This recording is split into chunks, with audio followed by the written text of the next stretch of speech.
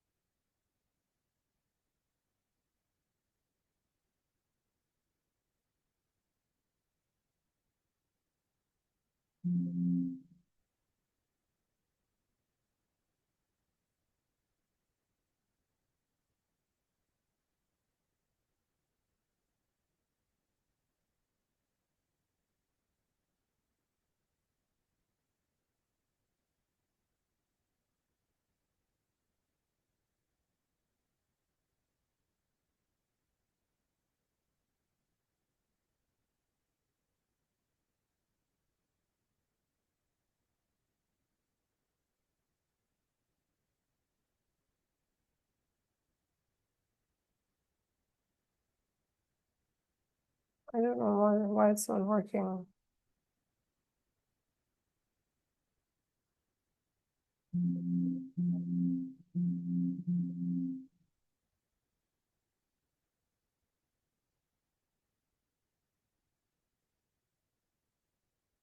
Okay, for some reason this is not working. Anyway, so theoretically, we know that right side of the heart basically contains deoxygenated blood, okay?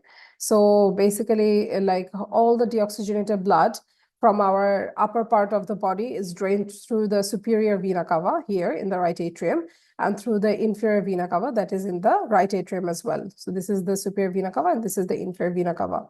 And also the heart's own circulation, that is the deoxygenated blood, opens up into the coronary sinus as well. So all of this basically, and from the right atrium through the tricuspid valve, and this is the mitral valve, goes into the right ventricle.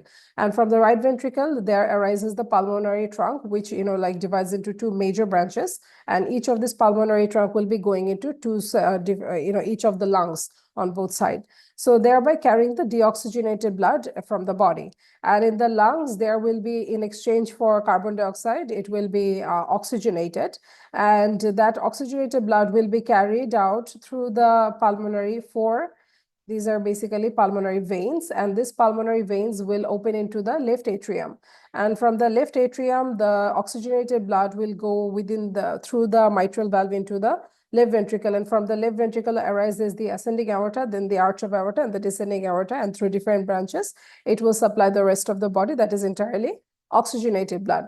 So normally, in the right atrium, right ventricle, and in the pulmonary trunk, the blood oxygen saturation is roughly 70%, okay? So normal variant on the right side of the heart, the saturation level of the oxygen in the blood is 70%. And in case of the left side of the heart, so the saturation is usually 98 to 100%. So for actually discussion purpose, I would just like to omit this 98% and just keep the 100% here. Okay, all right. So this is the right atrium, right ventricle, and pulmonary artery. So these are all having oxygen saturation 70%, and left atrium, left ventricle, and aorta, that is having oxygen saturation 100%. So now imagine some congenital heart disease. So the reason why cardiac catheterization is very important in the background of two conditions, that is, one is congenital heart diseases, particularly in cyanotic and acyanotic congenital heart disease. And second one is in terms of valvular pathology. In valvular pathology, cardiac catheterization is actually not technically used to determine the saturation level rather than to determine the pulmonary hypertension in case of the valvular pathology, which is one of the common complications of each type of valvular heart diseases. So in terms of congenital heart disease, this is where the cardiac catheterization interpretation usually comes in our exam setting.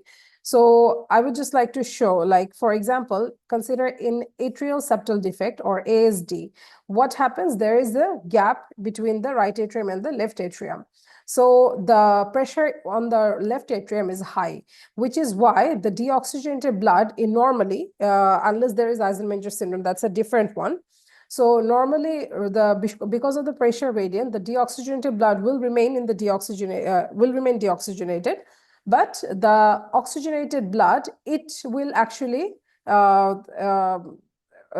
because of the pressure, there is actually no cyanosis in normal ASD. That's what we know. So what happens is, in case of the right atrium, normally there was 70% oxygen, right? So because of the pressure difference from the left atrium, some oxygenated blood will start to enter into the right atrium, which is why increasing the saturation within the right atrium onwards. So here in the right atrium, right ventricle, and the pulmonary trunk, the oxygen saturation level will increase from 70 to 85%. I hope that's understandable. However, in the left side of the heart, there is no problem with the oxygenation. So in the left atrium, left ventricle, and aorta, the oxygen saturation will remain 100%. Okay? Now, what happens in case of an Eisenmenger syndrome? So Eisenmenger syndrome is basically when, like in long-standing pulmonary hypertension, when there is reversal of the shunt. So normally the blood was coming because of the defect, septal defect, the blood was entering into the right atrium from the left atrium, from high pressure to low pressure area. But in case of pulmonary hypertension, because of the reversal of the shunt, the blood will actually will be going from right atrium into the left atrium. So what happens in that case? So there is some problem happening in the left side of the heart. So what will happen in the left atrium and the left ventricle and the aorta? The oxygen saturation will actually decrease. So it will become 85%. But the deoxygenated blood that was in the right atrium and the right ventricle, it's not like this deoxygenated portion will get oxygenated further. So that's why in case of a reversal of the shunt, the oxygen saturation within the right atrium and the right ventricle and the pulmonary arteries, it will remain 70%. Okay, but the oxygen saturation will drop on the left side of the heart because of the reversal of the shunt. So if you just understand this basic concept, then I think it will be very easy for you to pick up. So in case of the ventricle septal defect, what happens? Because of the pressure difference, blood enters from the left ventricle to the right ventricle, but there is no change within the oxygen saturation of the right atrium. So whatever oxygen saturation will actually change, it will start from right ventricle onwards. So that's why in case of a VSD, or normal VSD, right atrium oxygen saturation will remain unchanged, that is 70%. But right ventricle and pulmonary artery oxygen saturation will increase from 70 to 85%. However, on the left side, all the left atrium, left ventricle, and the aorta, all the saturation level will remain 100%. Okay, now we will get back to the lecture and see what they have written.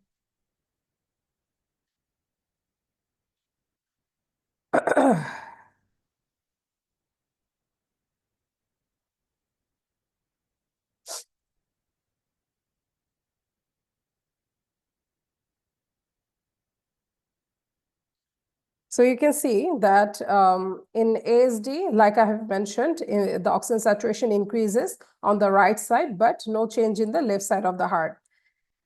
So similarly, in the VSD, right atrium oxygen saturation is unchanged because nothing is happening with the right atrium. But from right ventricle onwards, the oxygen saturation increases to 85%. On the left side, it remains unchanged. In case of a patent ductus arteriosus, so in case of a patent ductus arteriosus, there is an abnormal connection in between the pulmonary trunk and the aorta. So that's normally it becomes obliterated in adult patient, but in kids who are born with this patent ductus arteriosus, the patency, this channel actually remains patent, which is why blood the oxygenated blood within the aorta, because of the pressure within the aorta is much higher in comparison to the pulmonary trunk. So oxygenated blood will enter into the pulmonary artery, but no oxygen saturation will change in the right atrium and the right ventricle, which is why it will remain unchanged. And only in the pulmonary artery, the oxygen saturation level will increase to 85%. And remainder of the left side of the heart oxygen saturation is normal. Now, in case of a ASD with Eisenmenger, like I have mentioned, that on the right side, there is no change, but on the left side, because of reversal of the shunt, oxygen saturation will drop. Similarly, in VSD with Eisenmenger, on the right side of the heart, there is no change. So it will remain unchanged, 70%. But you see, in left atrium, the defect is in the interventricular septum, which is why in the left atrium, oxygen saturation remains 100%. But from the left ventricle onwards, like in the left ventricle and the aorta, oxygen saturation goes below, that is 85%. In case of a PDA with Eisenmenger, you can see that in the right atrium and the right ventricle, also in the pulmonary artery, oxygen saturation is still deoxygenated.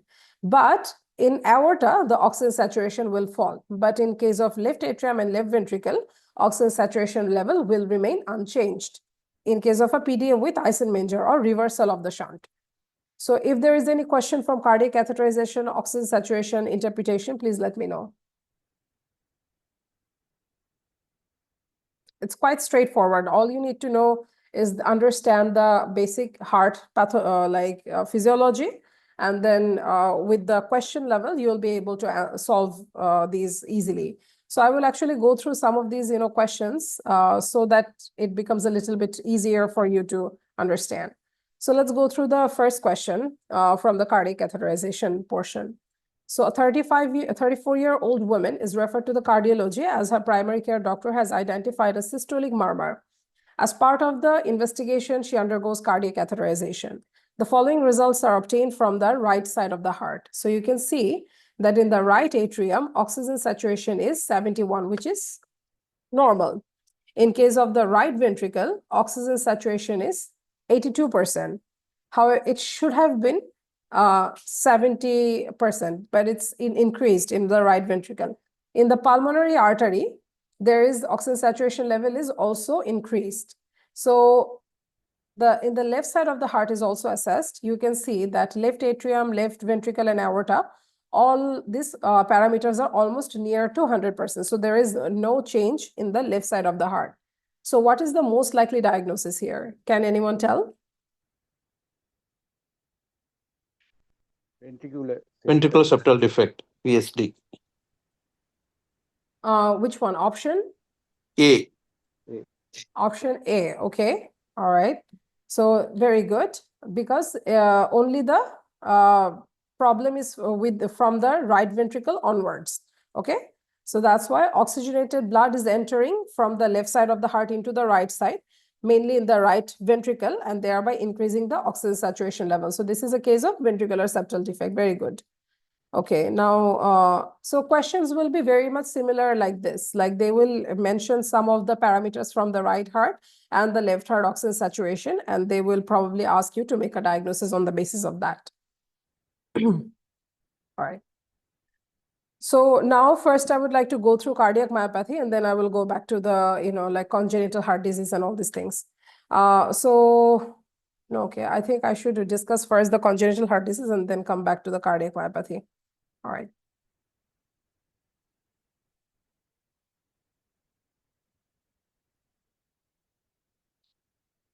So congenital heart disease are actually broadly classified into two groups, that is acyanotic and cyanotic.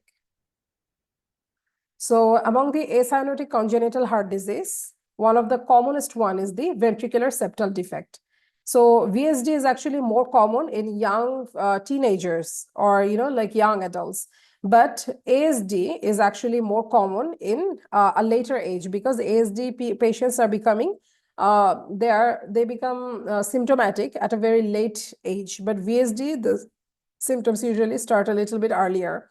So according to the age group, the predominance or the prevalence actually changes. So for example, 15 to 10, actually 10 to 25 years, in this particular age group, VSD is more common among the acyanotic congenital heart disease. And from 40 onwards, ASD is more common. Number 3 is patent ductus arteriosus. This is another important example of acyanotic congenital heart disease. And there are a couple of more, but for exam purpose, you just have to, and there is also coarctation of the aorta. So there are a couple of other examples as well. For exam purpose, among the acyanotic congenital heart disease, mainly ASD and VSD, and then you just have to know like little bit about the PD and the coarctation of the aorta. In case of cyanotic congenital heart disease, most common one being tetralogy of Fallot. But tetralogy of Fallot or Fallot's tetralogy is usually more common in between 1 to 2 month old children. But at birth, which cyanotic congenital heart disease is more common than the TOF? That is transposition of the great vessels. So that means that we know that the pulmonary trunk arises from the right ventricle and the aorta arises from the left ventricle. So if it is vice versa, in that case, there is severe mixing of the deoxygenated with the oxygenated blood. So this is known as the transposition of the great arteries or the great vessels. So this is more common at birth. All right. Number 3 is basically any of this acyanotic congenital heart disease if there is reversal of shunt or Eisenmenger. But that's actually a part of complication. So number 4 is tricuspid atresia and pulmonary stenosis. So, or pulmonary valve atresia. So these are actually quite important causes of cyanotic congenital heart disease. So in case of an atrial septal defect or ASD, we'll start with this one first. So the major problem, if I draw a cross section of the right atrium, this is the right atrium, left atrium, and this is where the ventricle starts taking place. So this is where the superior vena cava, this is inferior vena cava, this is coronary sinus. This is basically the so this is actually the right atrium. This is right ventricle cross section. And imagine this is the atrioventricular valve. So, okay, now I will discuss about the different types of defect.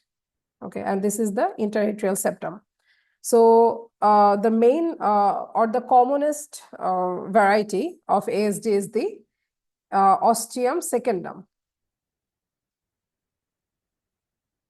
So ostium secundum, it's basically the gap between the interatrial septum. So if this is the interatrial septum, so the gap will be lying in close proximity to this area. So this is known as the ostium secundum. This is more common. Presentation is at a later age. And ostium primum, the defect is around the atrioventricular valve. So if this is the right atrium and this is the right ventricle, close to the tricuspid valve is the defect. This is the ostium primum variety. And then we have another like couple of more rare varieties as well. Not that important for MRCP exam, but for your, like broader knowledge, you can understand this. So another variety is known as sinus venosas. Sinus venosus, it is further divided into two categories, that is SVC sinus venosus variety and the IVC sinus venosus variety. So if the defect is around the superior vena cava, so this is the SVC sinus venosum ASD. And if this is around the inferior vena cava area, this is known as the IVC sinus venosum ASD. And another variety is the coronary sinus. So coronary sinus also drains into the right atrium, we know that. So if the defect is around the coronary sinus, this is known as the coronary sinus variety.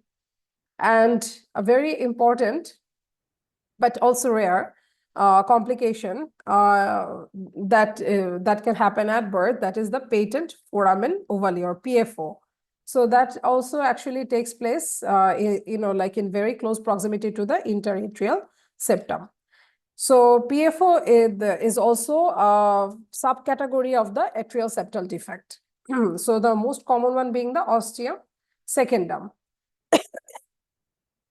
So in atrial septal defect patients, if the defect is small, then we know that actually the signs symptoms will take a long time to start manifesting. And normally in ASD patient, we already know that from the left atrium, the oxygenated blood enters into the right atrium. So that's why patients tend to not to be much symptomatic. But when there is reversal of the shunt, that is complication arrives due to progressive pulmonary hypertension, that's when people start getting, cyanosis and, clubbing, these things happen. And basically heart failure and other complications actually start taking place. So ASD, both ASD and patent foramen ovale are actually important source for thromboembolic complications. And any of the valvular heart disease can also lead to, like infective endocarditis and all these things as well. Common complication of ASD will be thromboembolism and pulmonary hypertension. So the major difference between the ASD and the patent foramen ovale, I would say that in case of a patent foramen ovale, pressure equalization never takes place. So the left atrium pressure will always remain higher in comparison to the right atrium. So pressure difference is always persisting. But in case of the ASD, what happens is, imagine like the heart. So after a while, when the bidirectional shunt actually develops from the right to the left side, in case of an ASD, pressure equalization can actually take place. So left atrium and right atrium pressure equalization can happen. So how do we detect a case of ASD? We can go for a chest X-ray. If there is a pulmonary hypertension, then plethoric lung vasculature and all these things will be, quite prominent. We can go for an ECG, 12-lead ECG, to see right bundle branch block. And if this is a case of ostium secundum defect, then there will be right axis deviation.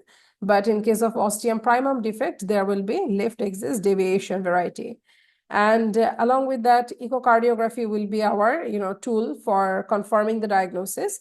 But in comparison to the transthoracic echocardiography, transesophageal echocardiography is actually more sensitive to detect ASD, because interatrial septum actually lies a little bit on the tilting, on the posterior aspect. So in order to see that particular region, like to visualize base of the heart properly, or the left or the right atrium, transesophageal echo is superior to the transthoracic echo. And not only that, sometimes in order to consider for, like device closure, so some measurements are actually taken across the superior vena cava and the inferior vena cava rims and everything. So for that purpose also, transesophageal echo is superior to the transthoracic echo.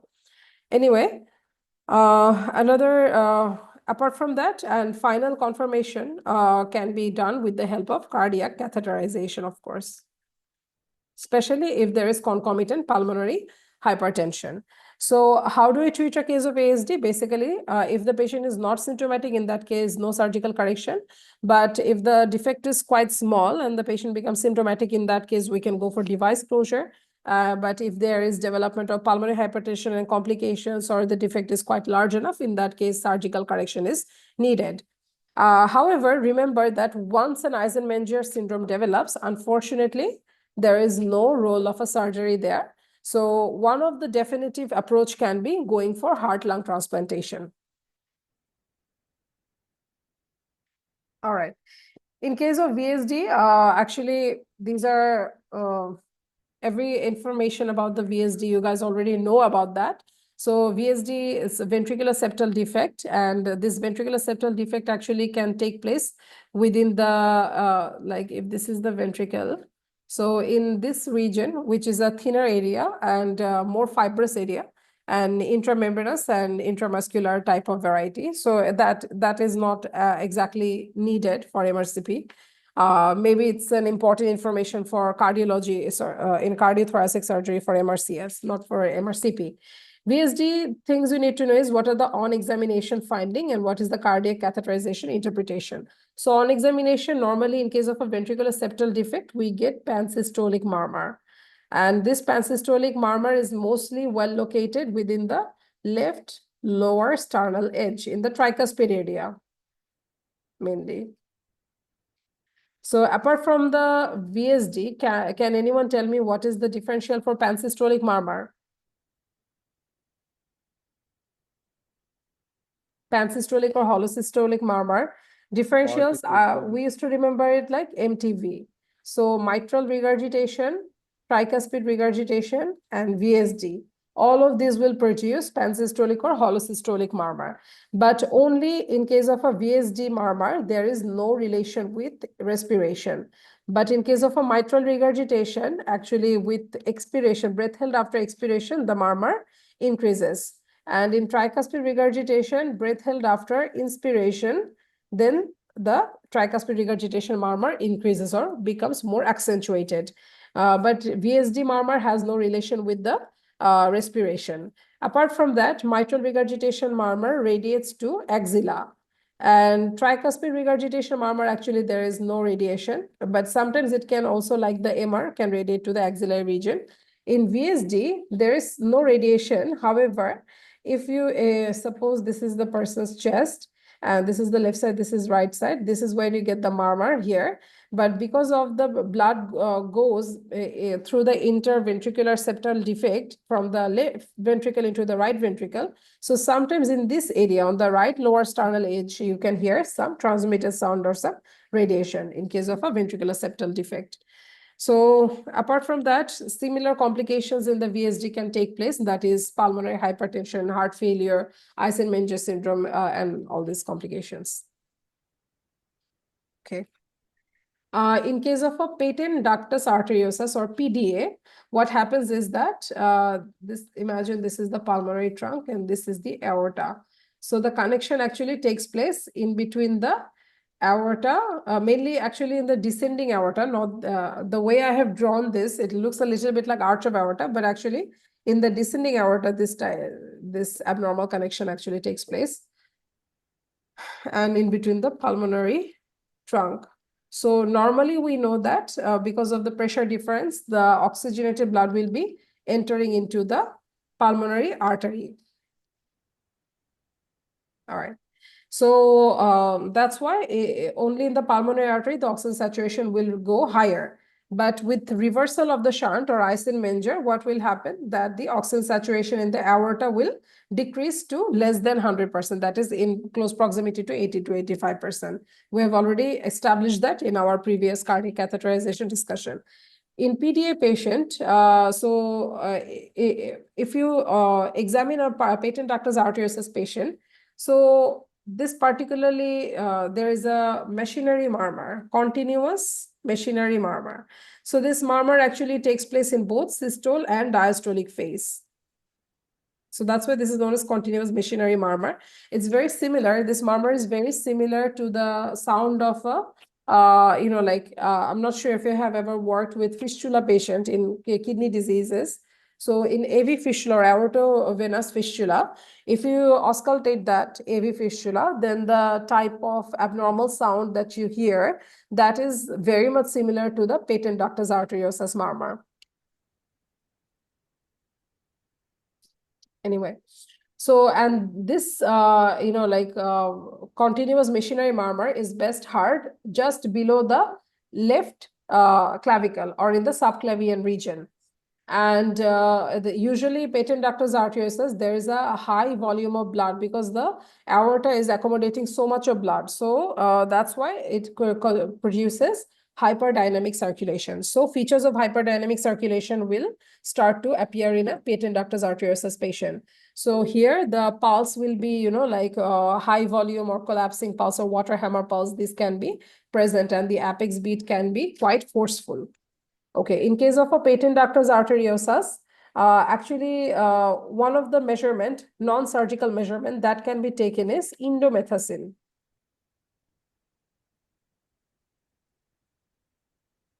So what indomethacin does is it helps in closure, spontaneous closure of the patent ductus arteriosus.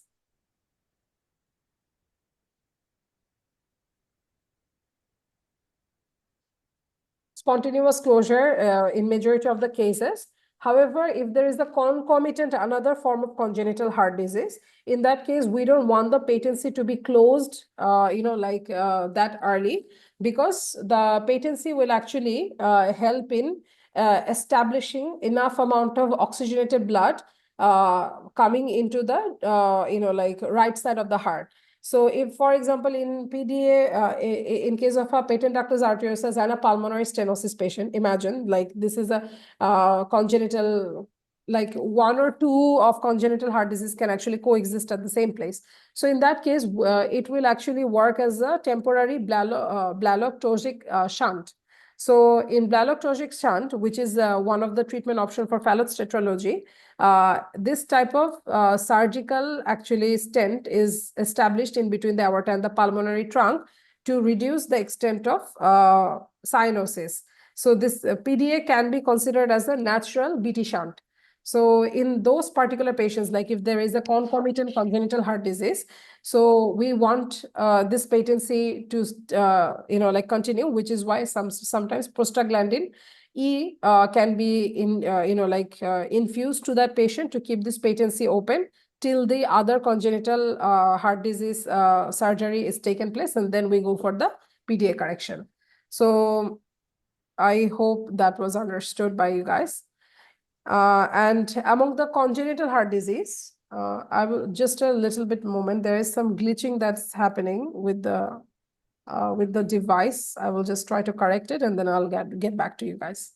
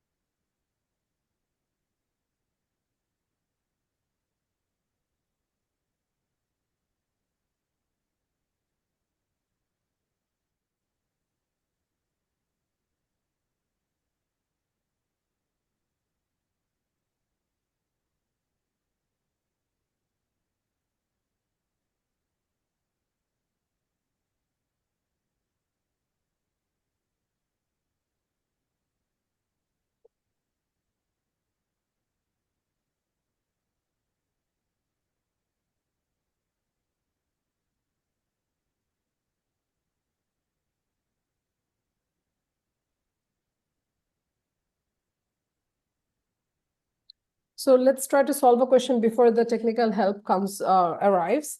So question number 92, which of the following congenital heart defects may progress to Eisenmenger syndrome? Can anyone give me the answer?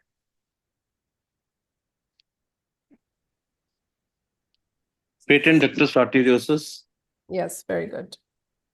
Rest of the other are actually examples of cyanotic congenital heart disease. And coarctation of the aorta, there is actually, the problem is within the aorta only. So there is no reversal of the shunt or anything, which is why Eisenmenger usually doesn't take place in coarctation of the aorta. Okay, let's try to solve this one. So question number 93, you got bleeped in the middle of your night shift to talk to a worried father. Okay, just a second.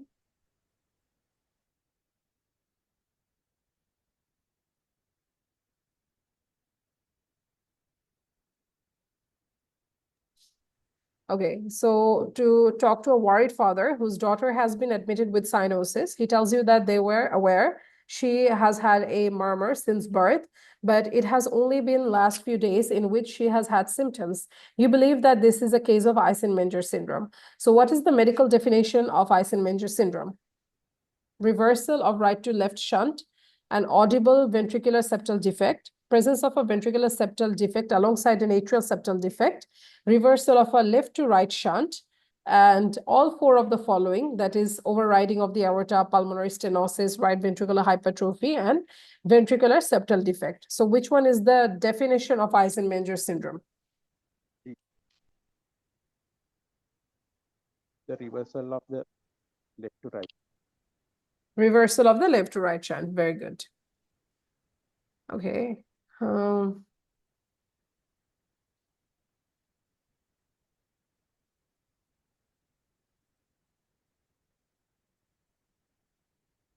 Okay, a 1-year-old girl is noted to have a continuous murmur, loudest at the left sternal edge.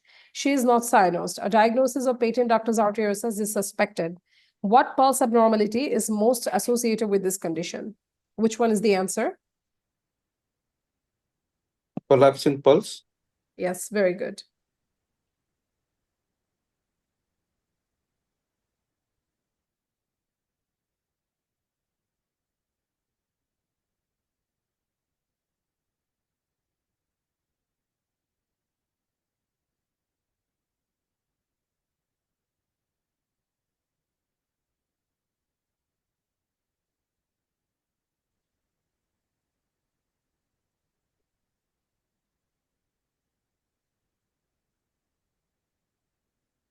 So Down syndrome, actually, the reason why they have discussed Down syndrome in cardiology section is because this is a topic to read about this in case of the basic clinical science, because it's a chromosomal abnormality, and genetic or chromosomal abnormality or inherited conditions are discussed in the basic clinical science.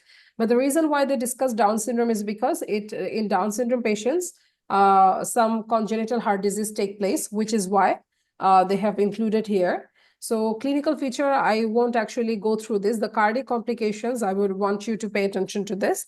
So among all the congenital heart disease, endocardial cushion defect, so basically ASD, VSD, or atrioventricular septal defect. So this is the most common type of congenital heart disease that takes place in Down syndrome patients.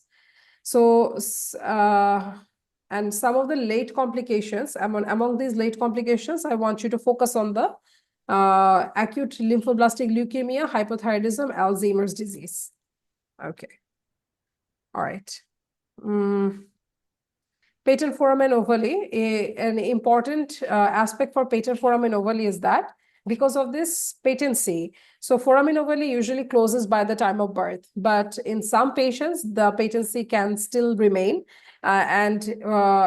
From this patency, what happens is left side, like thrombus formation on the right side can pass through this patent foramen ovale into the left circulation and thereby manifest as stroke or other systemic thromboembolic complications.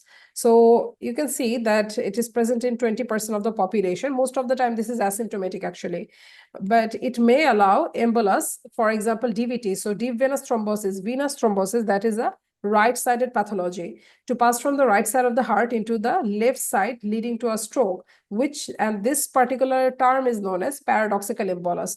Usually from DVT patient, they are not supposed to develop complications like stroke or anything. The best or the worst actually in this case that can happen from DVT is development of a pulmonary embolism, because from the right side of the heart, we know that the pulmonary trunk arises. So from the pulmonary trunk, this thrombus or this embolus can get dislodged into the pulmonary vessels further, thereby causing a pulmonary embolism.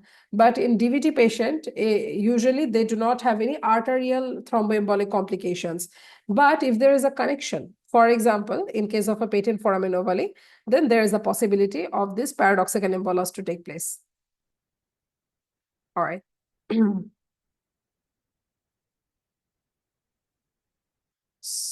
Let's try to. So here you can see in the question number 99, the ASD or patent foramen ovale, this type of, like abnormalities are best detected with the help of transesophageal echo. And previously, before introduction of the transesophageal echo, or in condition or in centers where the transesophageal echo is not that much available, so with the help of transthoracic echo, PFO was able to be detected. So that was known as a bubble test. So those patients, they were injected through some bubble with the normal saline into their, like system, like with their IV cannula or something like that. And then if the bubble was to appear in the echocardiography on the left chamber of the heart, then that would establish the, like diagnosis of patent foramen ovale. This was known as a bubble test. This is not done usually nowadays because transesophageal echo is most common, like is nowadays available in all the centers, and it can be done with a lot of cardiac specialists.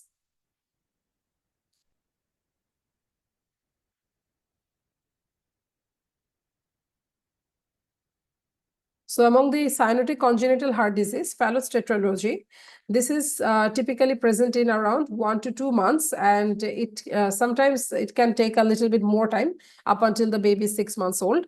So Fallot tetralogy basically has 4 characteristic components, that is VSD, right ventricular hypertrophy, RVOT, that is right ventricular outflow tract obstruction or pulmonary stenosis, and the other one is overriding of the aorta.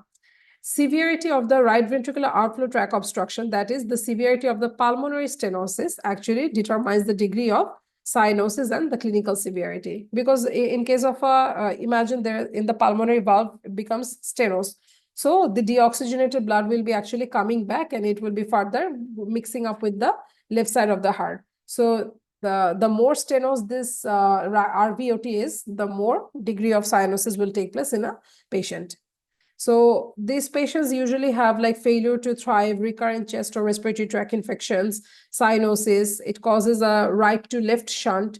And so there is basically a reversal of the shunt here, which is why this cyanosis takes place. And ejection systolic murmur due to pulmonary stenosis. Here, the VSD usually is not, the VSD murmur is not that prominent in case of a Fallot tetralogy. Right-sided aortic arch, which is basically overriding of the aorta, seen around in 25% of the patients. Chest X-ray shows boot-shaped heart, and ECG shows right ventricular hypertrophy. Surgical repair is often taken in 2 parts, and cyanotic episodes can be helped with the propanolol or beta blockers to reduce infundibular spasm. Infundibular means that pulmonary valve, it is further divided into like the pulmonary stenosis, actually, like there are 3 variants. So one is fundibular, suprafundibular, and the infundibular. So the pulmonary valve level, that is known as the fundibular. So in case of a like infundibular spasm or the stenosis spasm, in order to relieve that, beta blocker can help in to some extent. Okay. But at birth, like I have already mentioned, that transposition of the great vessels of the great artery, this is a bit more common cause of cyanotic congenital heart disease rather than TOF. So which one of the following is least associated with the TOF?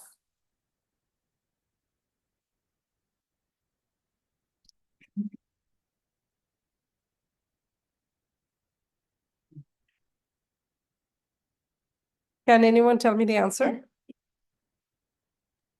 The Left answer to right shunt. Yes, very good.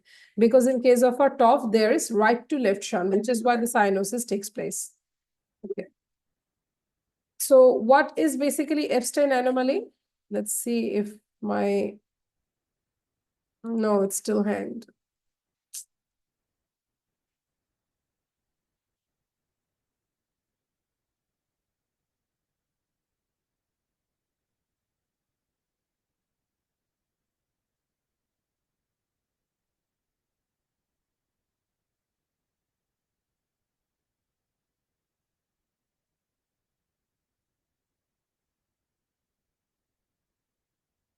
Anyway, so Epstein anomaly is basically the low insertion of the tricuspid valve, which makes the right atrium larger in comparison to the right ventricle. So this is sometimes known as the atrialization of the right ventricle.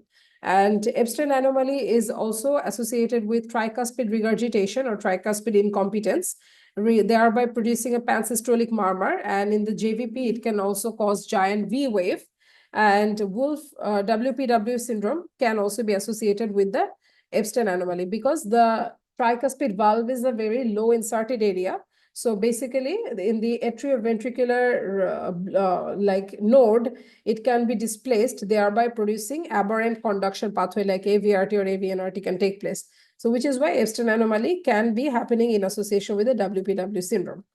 And one of the hypotheses is postulated that Epstein anomaly, this type of congenital abnormality, can take place in women who have been exposed to lithium. So lithium is a common antidepressant drug or mood stabilizer that is prescribed in the developed countries. So if a mother takes lithium during pregnancy, so there is increased chances of, like this type of teratogenic effect.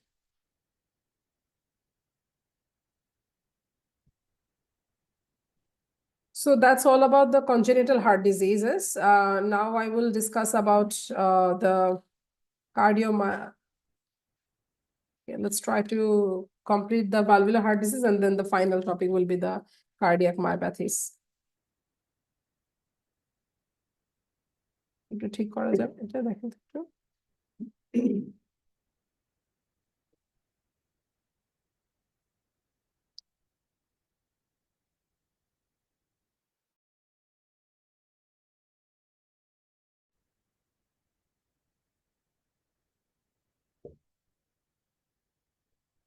All right. So now we will discuss about valvular pathology. So infective endocarditis, basically it means that infection of the endocardium. So we know that heart has three layers, that is the endocardium and then the myocardium and the pericardium. So pericardium lies, that is the covering. Myocardium is basically the muscle and endocardium is basically the endothelial lining, which folds into forming the valves. So when there is infection of that particular region, this is known as infective endocarditis. According to the modified Duke's criteria, so there are actually two major criteria, or one major criteria and three minor criteria, or five minor criteria. So in terms of the major criteria, basically is the positive blood culture for common organism for infective endocarditis. And another criteria is basically echocardiography suggestive of any valvular regurgitation or any thrombus, thromboembolism, or vegetations, abscess formation. So any valvular defect or abnormality that can be picked up in the echocardiogram. So that is second major criteria. So in case of the first major criteria, you can see that two positive blood cultures should be showing typical organism consistent with infective endocarditis, such as Streptococcus viridans or Hassek group, or persistent bacteremia from two blood cultures taken for more than 12 hours apart, or three or more positive blood cultures where the pathogen is less specific, such as Staph aureus and Staph epidermidis.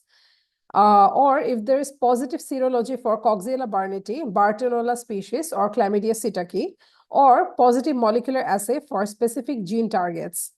Evidence of endocardial involvement. So basically, positive blood culture, that's what you need to know. And ideally, the blood cultures are actually taken from 2 to 3 different sites, depends on the local trust or the local hospital. And these blood cultures, there should be a minimum gap window period of 8 to 12 hours. And it should be the blood should be taken in very sterile technique, because if there is cross contamination with normal commensal, that will give you like some false information or false positive result. Evidence of endocardial involvement. So that can be like positive echocardiogram, oscillating structure, abscess formation, new valvular regurgitation, dehiscence or prosthetic valve, or new valvular regurgitations. And minor criteria, that is if there is a predisposing heart condition or IV drug abuse. Predisposing heart condition, for example, patient has had heart transplant, any heart operations before, or imagine a patient already has a diagnosed case of dilated cardiomyopathy, or patient has some form of congenital heart disease or something like that. So that can be acting as a predisposing heart condition.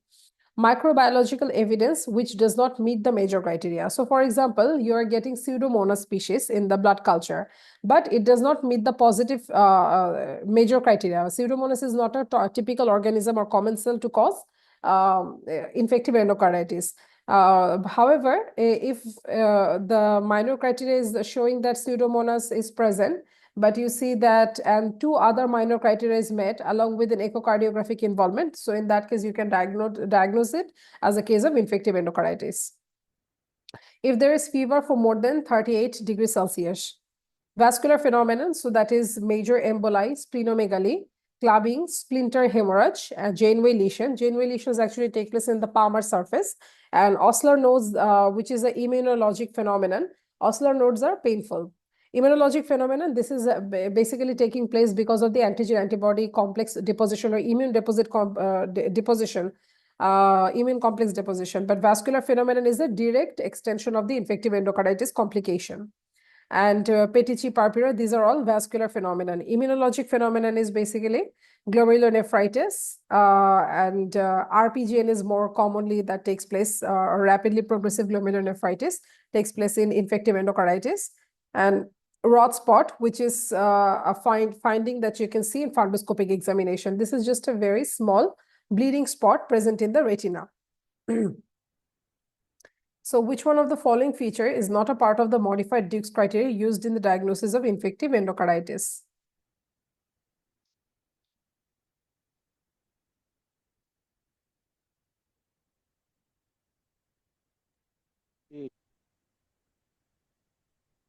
Prolonged PR interval is a rheumatic fever diagnostic tool. Okay, so in rheumatic fever, we know that there is a that is known as the Jones criteria in rheumatic fever. So Jones criteria. So the prolonged PR interval of first degree heart block, that is a minor criteria for rheumatic fever, not infective endocarditis. So this is the answer. Strongest risk factor for developing infective endocarditis is a previous episode of endocarditis before. So the following types of patients are affected. Previously normal valve, 50% patients can be affected, typically acute presentation. Rheumatic valve disease, 30% patients can develop infective endocarditis at some point. If there is prosthetic valve, congenital heart defects, and IV drug user, that is typically causing tricuspid lesions. So causes are, or the common organisms, Streptococcus viridans, most common cause, which causes in 40 to 50% of the infective endocarditis. This is usually involving the native valve, or basically non-prosthetic valve, you can also say it like that. Staphylococcus epidermidis, it particularly affects the prosthetic valve. Staphylococcus aureus, particularly acute presentation and IV drug abusers, they have more chances of being infected with Staph aureus. Streptococcus bovis, this is associated with colorectal cancer. So colorectal cancer patients now having, complaining of shortness of breath, fever, chest pain, palpitation, and in echo you see that there is, like tricuspid regurgitation or mitral regurgitation, something like that. And blood culture is positive, blood culture should be positive for Streptococcus bovis. Streptococcus mitis, this is another different, like a similar group to the Streptococcus viridans. It usually takes place following a dental workup. And non-infective cause would be systemic lupus erythematosus or malignancy such as, this is known as merantic endocarditis, and SLE, it is called Liebman sac endocarditis. So here the emboli or the basically the vegetation that is formed, if you take the microbiology culture, it will be not showing any growth of microorganisms. So basically, in SLE patients, this type of like infective endocarditis can take place as a result of immune deposit or immune complex deposition, or as a part of basically autoimmune reaction. So causes are historically Streptococcus viridis was the most common cause of infective endocarditis. This is no longer the case except in the developing countries. Staphylococcus aureus is now the most common cause of infective endocarditis. And coagulase negative staphylococcus such as Staphylococcus epidermidis commonly colonize indwelling lines and most common cause of endocarditis in patients following prosthetic valve surgery, which I have already mentioned, like Staphylococcus epidermidis commonly involving the prosthetic valve.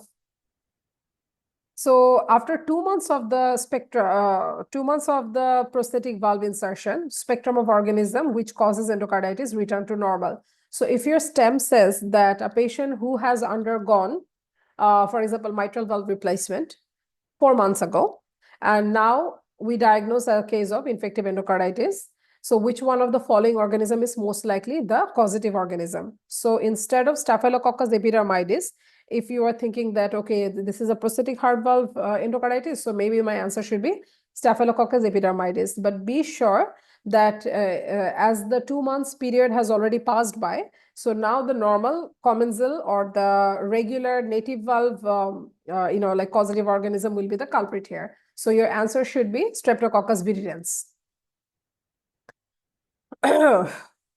So, all right. Streptococcus viridans still accounts for around 20% of the cases. Technically, Streptococcus viridans is a pseudo-taxonomic term referring to viridans streptococci rather than a particular organism. The most notable viridans streptococci is Streptococcus mitis and Streptococcus sanguinis. They both are commonly found in the mouth and in the dental region or the dental plaque. So endocarditis caused by this organism is linked with poor dental hygiene or following a dental procedure. Streptococcus bovis associated with colorectal cancer. Culture negative causes, it would be partially treated or prior antibiotic therapy. Coxiella burnetii or atypical organism, Bartonella, Brucella, and Hassek group. That is Haemophilus, Actinobacillus, Cardiobacterium, Aikenella, and Kingenella. Following the prosthetic valve surgery, Staphylococcus epidermidis is the most common organism in the first 2 months, and it is usually the result of perioperative contamination. After 2 months, the spectrum of organism which causes endocarditis return to normal, except with a slight increase in the Staphylococcus aureus infection.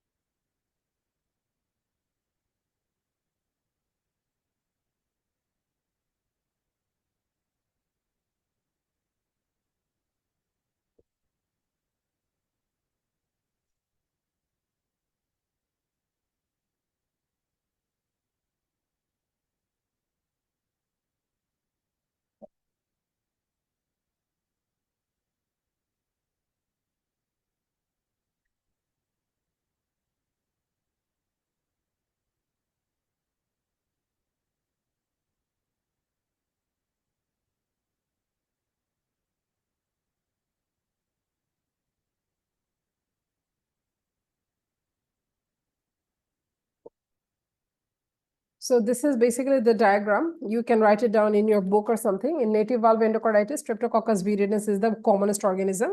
Prosthetic valve, Staphylococcus epidermidis, but it is within 2 months. But if it is more than 2 months, then either Streptococcus viridis or Staphylococcus aureus. And Staphylococcus aureus is more predilection for the prosthetic heart valve. Okay. So now let's try to solve some question. Not this one though. Okay. A 62-year-old female with a known history of sigmoid adenocarcinoma is admitted to the hospital with shortness of breath and pyrexia. On examination, a murmur is heard and echo reveals vegetation on the aortic valve. So which one of the following organism is most characteristically associated with causing infective endocarditis in patients with colorectal cancer? Which one is the answer? Streptococcus bovis. Bovis, very good. So 8 months after having a prosthetic heart valve, a patient develops infective endocarditis. What is the most likely common causative organism here? Staphylococcus aureus. Very good. Which one of the following is the strongest risk factor for developing infective endocarditis?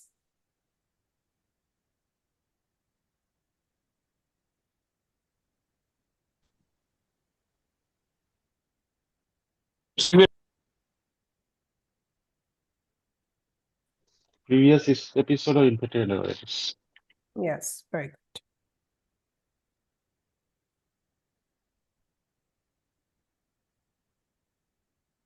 So some of the poor prognostic factor for infective endocarditis are Staphylococcus aureus infection, because this is very invasive. It causes valvular destruction or distortion in a very short period of time. Most of the time it leads to root or abscess formation. And prosthetic valve. So in case of infective endocarditis taking place in a prosthetic valve, almost always leads to valve failure. And in that case, patient might be needing a new valve. Culture negative endocarditis, because if the blood culture is negative for that, so it becomes very hard to diagnose, and that's why proper antibiotic therapy is not possible in those particular patients. And low complement levels, so that means basically patients having immunodeficiency.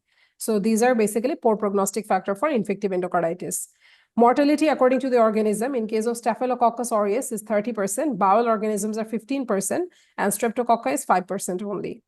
So current antibiotic regimen, initial blind therapy in case of a native valve, amoxicillin, and adding a low-dose gentamicin. You'll see that gentamicin is a common component for treating infective endocarditis in most of the scenarios.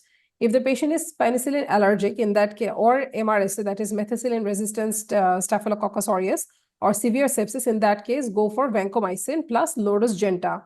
If the patient is having prosthetic valve, there is combination of rifampicin, vanco, genta, and rifampicin.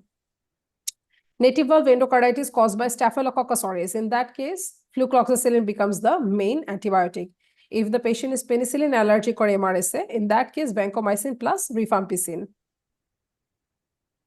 Prosthetic valve endocarditis caused by Staphylococci. In that case, flucloxacillin, rifampicin, and low-dose gentamicin. If penicillin allergic, in that case, vancogenta and rifampicin. Endocarditis caused by fully sensitive streptococci, that is viridans. Benzyl penicillin is the first choice of antibiotic. If penicillin is allergic, in that case, go for vanco and low-dose genta. And endocarditis caused by less sensitive streptococci. In that case, benzyl penicillin plus low-dose genta. If penicillin is allergic, in that case, go for vanco and low-dose genta. Indication for surgery. So surgery indication is quite easy to remember.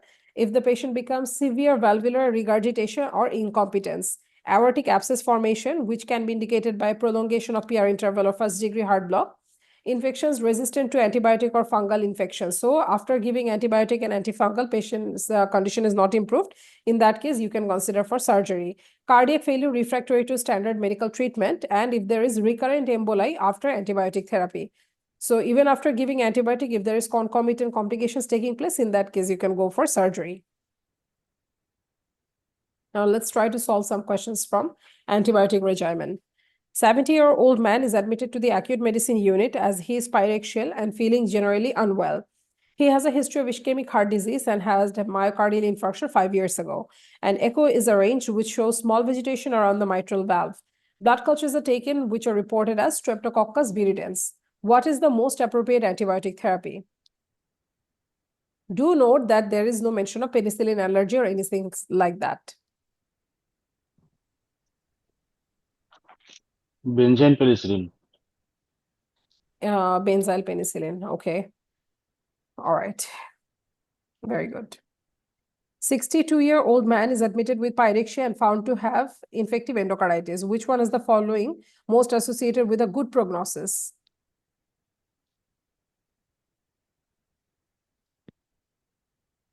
The answer is?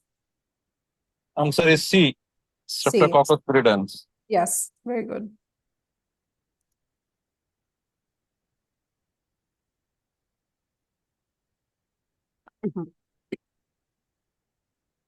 Okay, let's try to solve this question.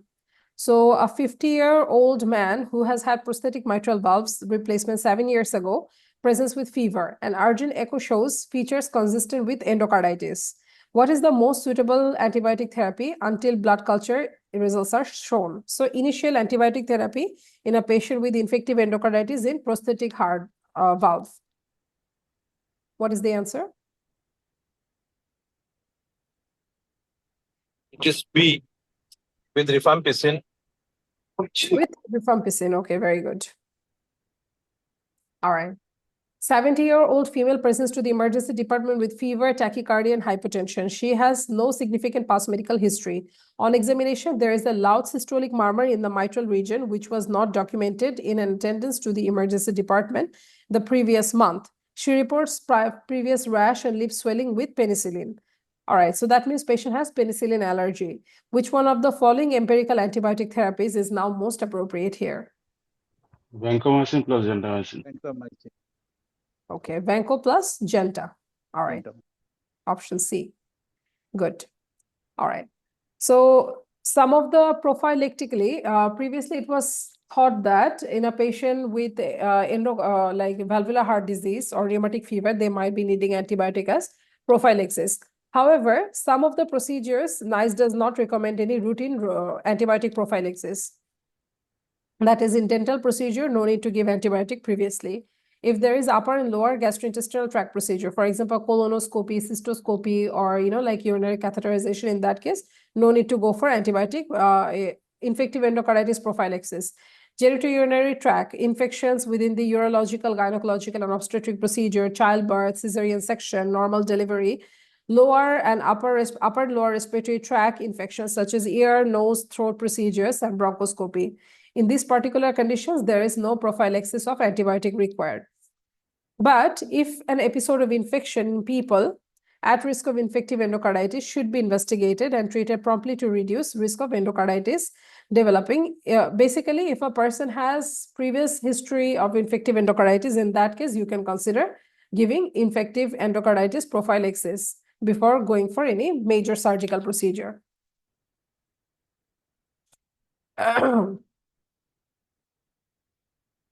45-year-old female is due to undergo a dental extraction for relief of neuralgic pain. Additionally, she is having a hysterectomy in 4 weeks for a fibroid uterus with menorrhagia. She mentions to you that she has previously been diagnosed with a heart murmur and wants to know if this will affect her operation. So in regard to her valvular heart disease and associated risk, what is the most appropriate thing to advise her?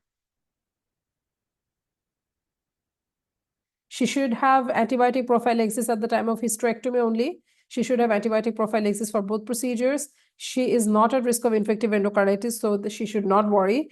She is at the theoretical risk of infective endocarditis, but antibiotic prophylaxis is no longer advised routinely for either procedure. She should be offered chlorhexidine mouthwash as prophylaxis when undergoing the dental procedure or extraction. Which one is the answer? D. Is it theoretically risk? Yes, because it's only mentioned that she has a heart murmur, so maybe has a valvular heart disease, but there is no mention of previous infective endocarditis, so no need to go for any antibiotic prophylaxis here. All right. So among the valvular heart disease, actually, these are more important for PACES examination, which is the final clinical part. Because in PACES examination, there are like a couple of short cases that come. So there are 4 basically short cases. One is respiratory, and the other one is cardiology, and the other one is alimentary system or abdomen examination and neurological system examination. So in the cardiology examination, usually like different types of valvular heart disease usually come. And from that portion, like you have to know that first you have to detect the valvular pathology. Then you have to comment about the pulse, blood pressure, jugular venous pressure, and the precordium finding, and whether there is any complication or something like that, and bedside assessment for that valvular pathology. For example, whether this is a case of mild to moderate or moderate to, like severe valvular abnormality, and so. But it's not really that much important for part 1 or part 2 examination. However, still, I'm just going to discuss it briefly. So aortic stenosis, it's a classic symptom. Aortic stenosis, remember, this is 2 extremes of ages. This can be noticed. If it is in older population, most likely the cause is due to calcification or degenerative changes within the heart valve. And if it's present in case of a very young age, so underlying cause is basically congenital. That is the congenital bicuspid aortic valve. So, in symptomatic cases, chest pain, exertional dyspnea, and syncope, these are the main three symptoms. And with the development of the symptom, the prognosis of the aortic stenosis also varies, because once the patient has syncope, so that patient has the least chances of or probability of survival if this is not surgically corrected. And then the second one is dyspnea, and the final third one is chest pain. So features of severe aortic stenosis, but before that, before knowing the severe aortic stenosis feature, normally, if you examine a patient with aortic stenosis in the pulse, you might get low rising or slow volume. So a low volume, slowly rising pulse. And in the blood pressure is actually not that changed in case of an aortic stenosis. In aortic regurgitation, the gap between systolic and diastolic blood pressure actually becomes very high. So this is known as the white pulse pressure. In case of severe aortic stenosis, however, the blood pressure difference can be very narrow. So narrow pulse pressure, that's a sign of severity. Normally, there is no change within the blood pressure. JVP can be raised if there is concomitant development of pulmonary hypertension. In the chest examination, apex beat is usually forceful, or, because in aortic stenosis, there is pressure overload. And in case of a regurgitant murmur, there is volume overload. So in pressure overload patients, they tend to have like heaving apex beat. In volume overload patient, they tend to have thrusting apex beat. And apex beat might be displaced downwards at the same time. And there might be, in case of a severe aortic stenosis, you can feel like a systolic thrill in the aortic area.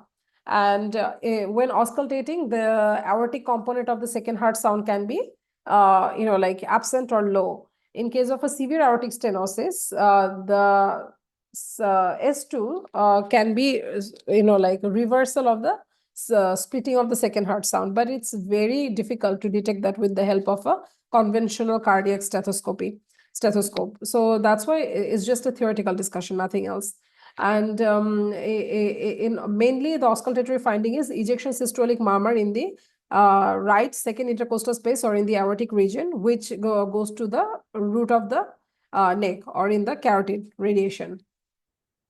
And severe aortic stenosis, you can see that narrow pulse pressure, slow rising pulse, and thrill, soft or absent second heart sound, delayed ejection systolic murmur, presence of a fourth heart sound, and left ventricular hypertrophy or failure. So these are basically severe aortic stenosis features.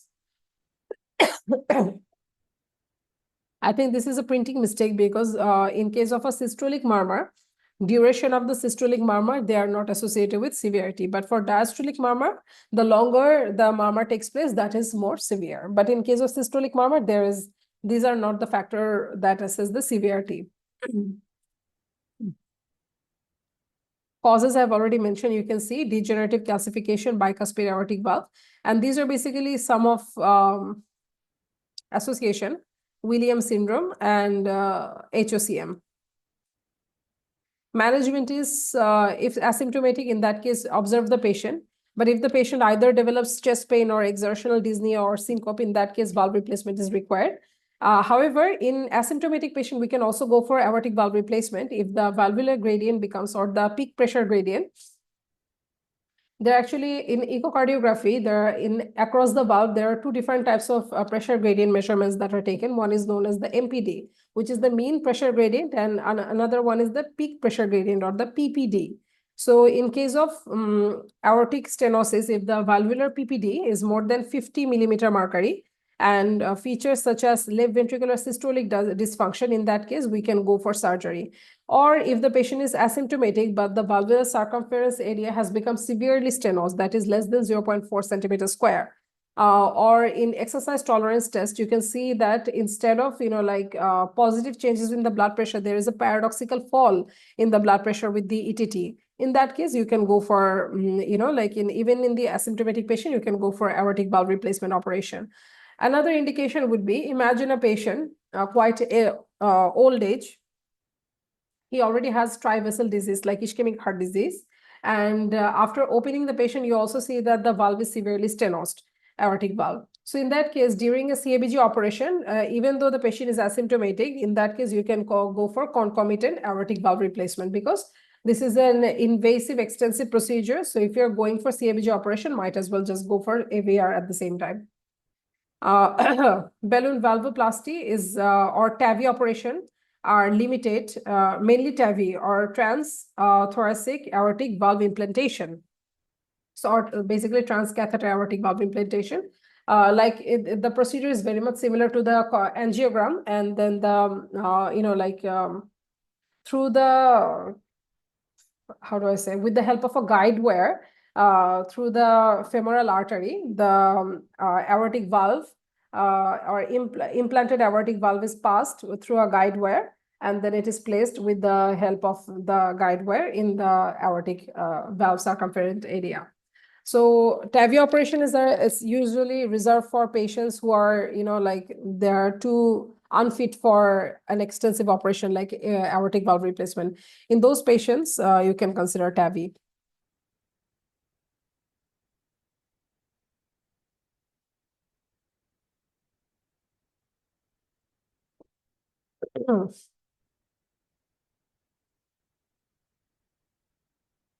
Oh, okay. Let's see. Which one of the following feature would best indicate severe aortic stenosis?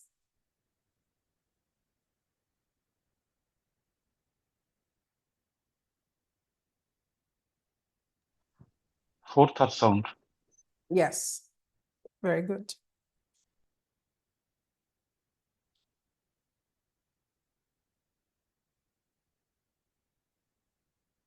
So question number 60, 53-year-old man is reviewed in the cardiology clinic with a history of chest pain and syncope. On examination, he has an ejection systolic murmur radiating to the carotid area. What is the most likely cause of his symptoms?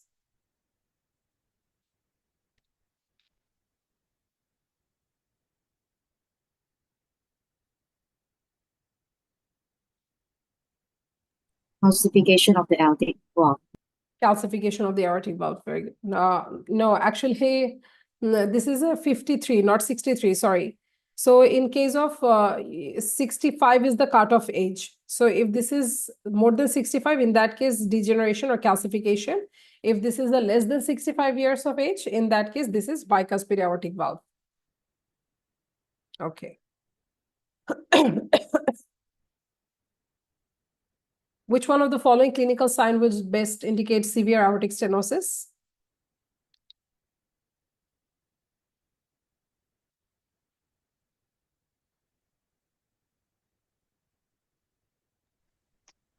Soft second heart sound.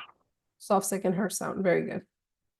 All right. Now, angiodysplasia. This is basically a vascular deformity of the gastrointestinal tract, which, so angiodysplasia, basically, the reason why they're discussing about angiodysplasia, because there is a syndrome, which is known as the Hayes syndrome. How do I...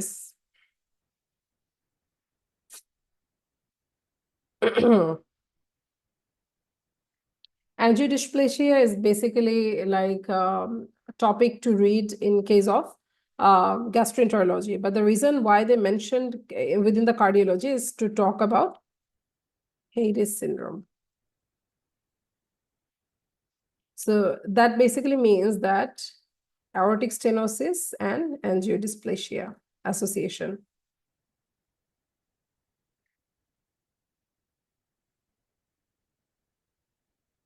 So in a patient who is having lower gastrointestinal bleeding, for example, hematochezia or bloody diarrhea, and on examination, you have done colonoscopy, and you find out that the patient has angiodysplasia, and now a chest examination auscultation reveals that the patient has ejection systolic murmur in the aortic area with, radiation to the neck. So which one is the following diagnosis? That is the Hayes syndrome. That's why they have mentioned it here in the cardiology section. So this type of vascular abnormality or angiodysplasia can be detected with the help of colonoscopy or mesenteric angiography, CT angiography as well. If there is acutely bleeding, in that case, mesenteric angiography is preferred over to colonoscopy, because this is an invasive procedure. And in acute bleeding, colonoscopy can, it has risk of rupturing the vascular abnormality and leading to further bleeding. Management is basically endoscopic cautery or argon plasma coagulation, and antifibrinolytic like tranexamic acid can be given during the acute stage. Estrogens sometimes may be used. So which valvular dysfunction was likely to cause the audible murmur? Before going through that, let's read the stem first. 84-year-old man presents to the GP following a blood test that demonstrated a hemoglobin level is low. He also remarked that he has been passing some black motions recently, but there is no weight loss. A previous colonoscopy has been performed, which demonstrated no polyps or malignancy, but multiple angiodysplastic lesions were documented. On examination, GP identifies a murmur. So which valvular dysfunction was likely to cause the audible murmur? Aortic Option stenosis. C. Aortic stenosis. Stenosis, yes.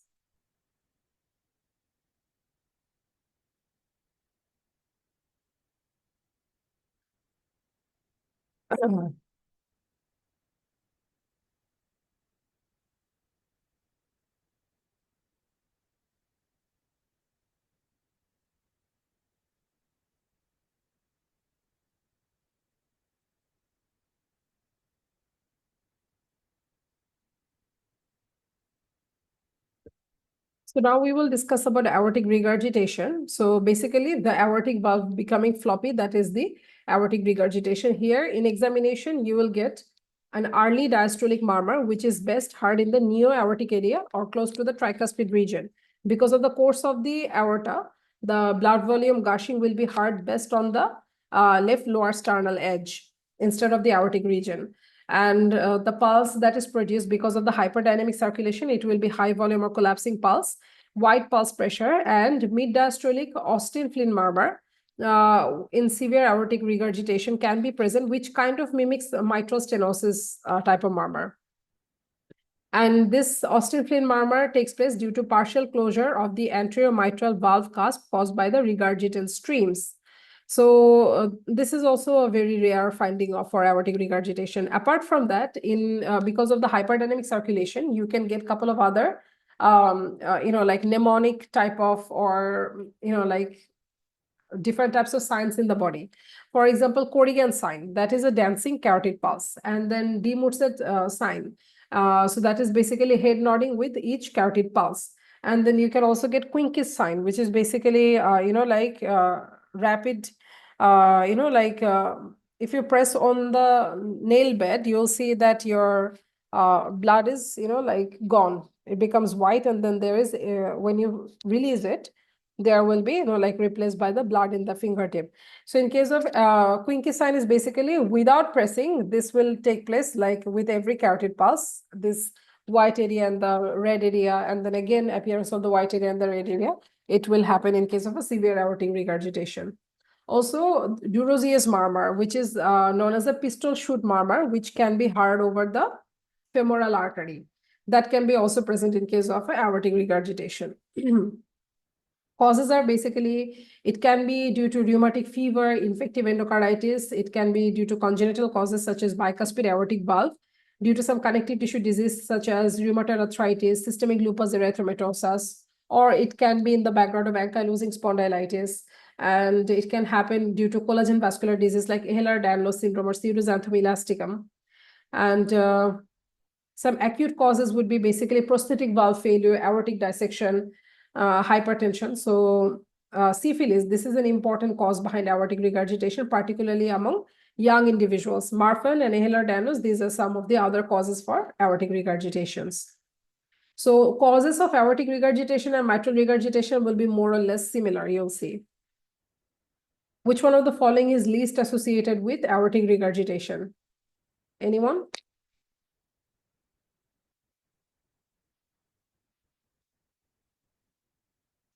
The answer is Williams syndrome, because Williams syndrome is cause for aortic stenosis. All right. Which one of the following condition is not associated with the development of aortic regurgitation? The answer is E. Dilated cardiac. dilated cardiomyopathy. Okay, good.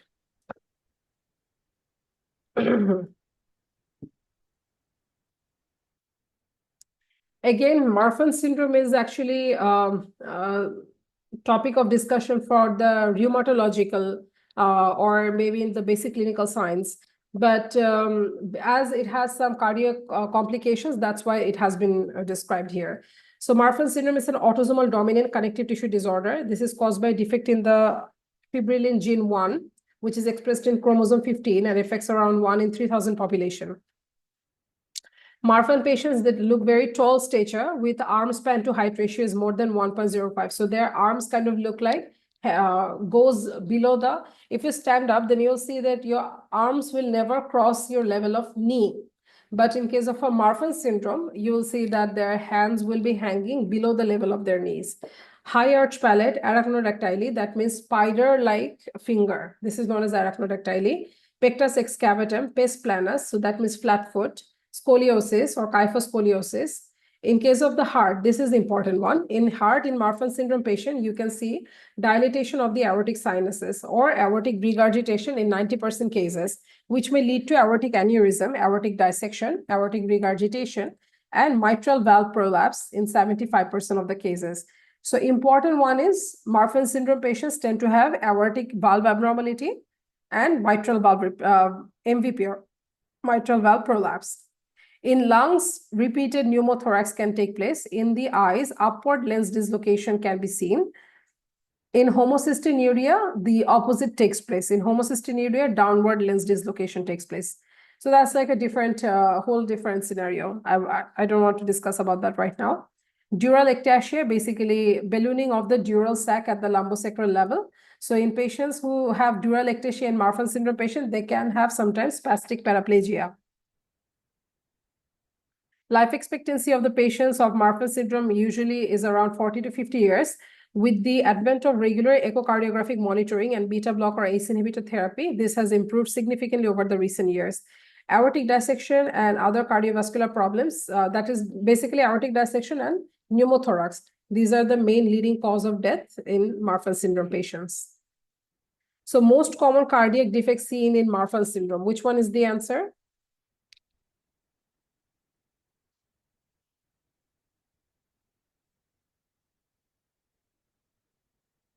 The option is D, dilatation of the aortic sinuses. So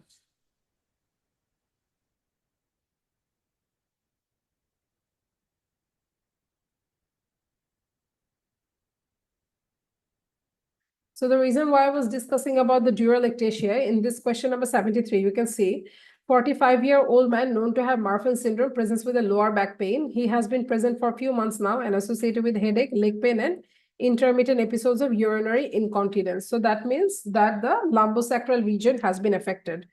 So the most likely diagnosis in this Marfan patient is cause of dural ectasia.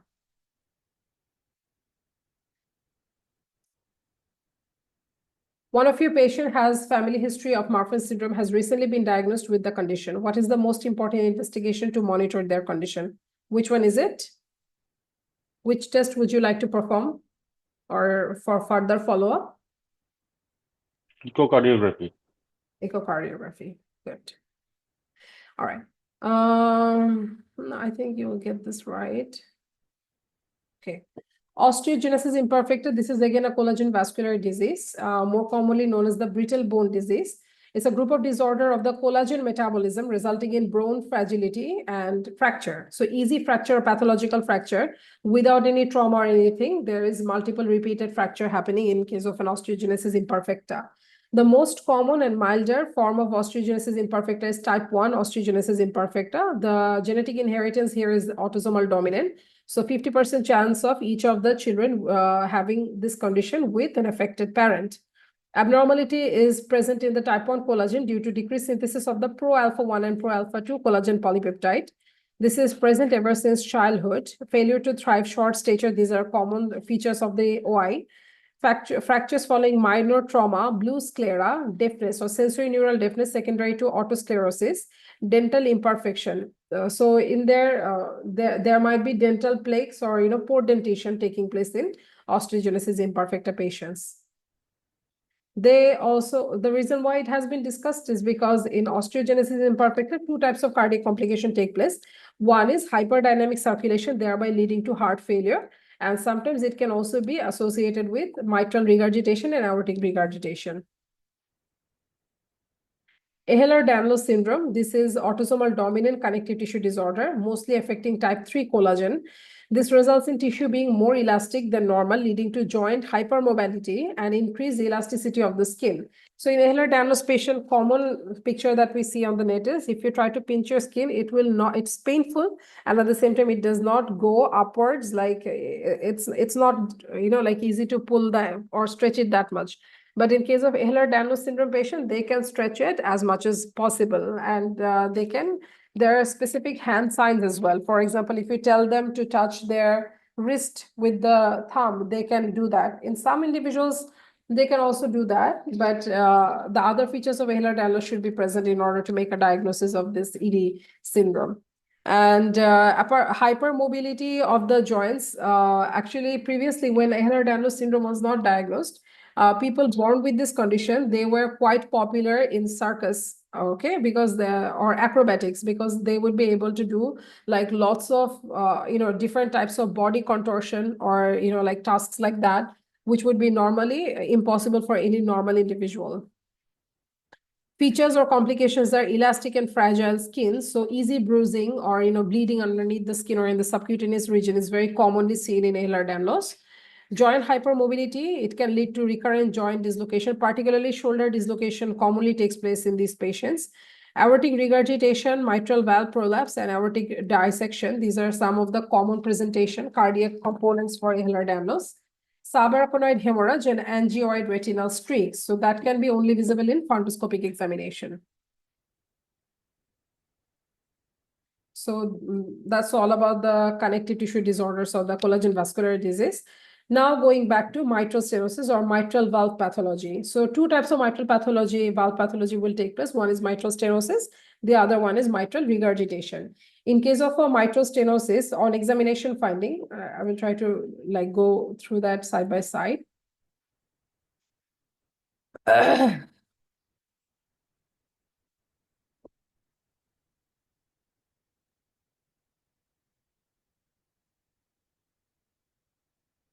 So mitral stenosis, common cause, or one cause behind mitral stenosis is basically rheumatic fever.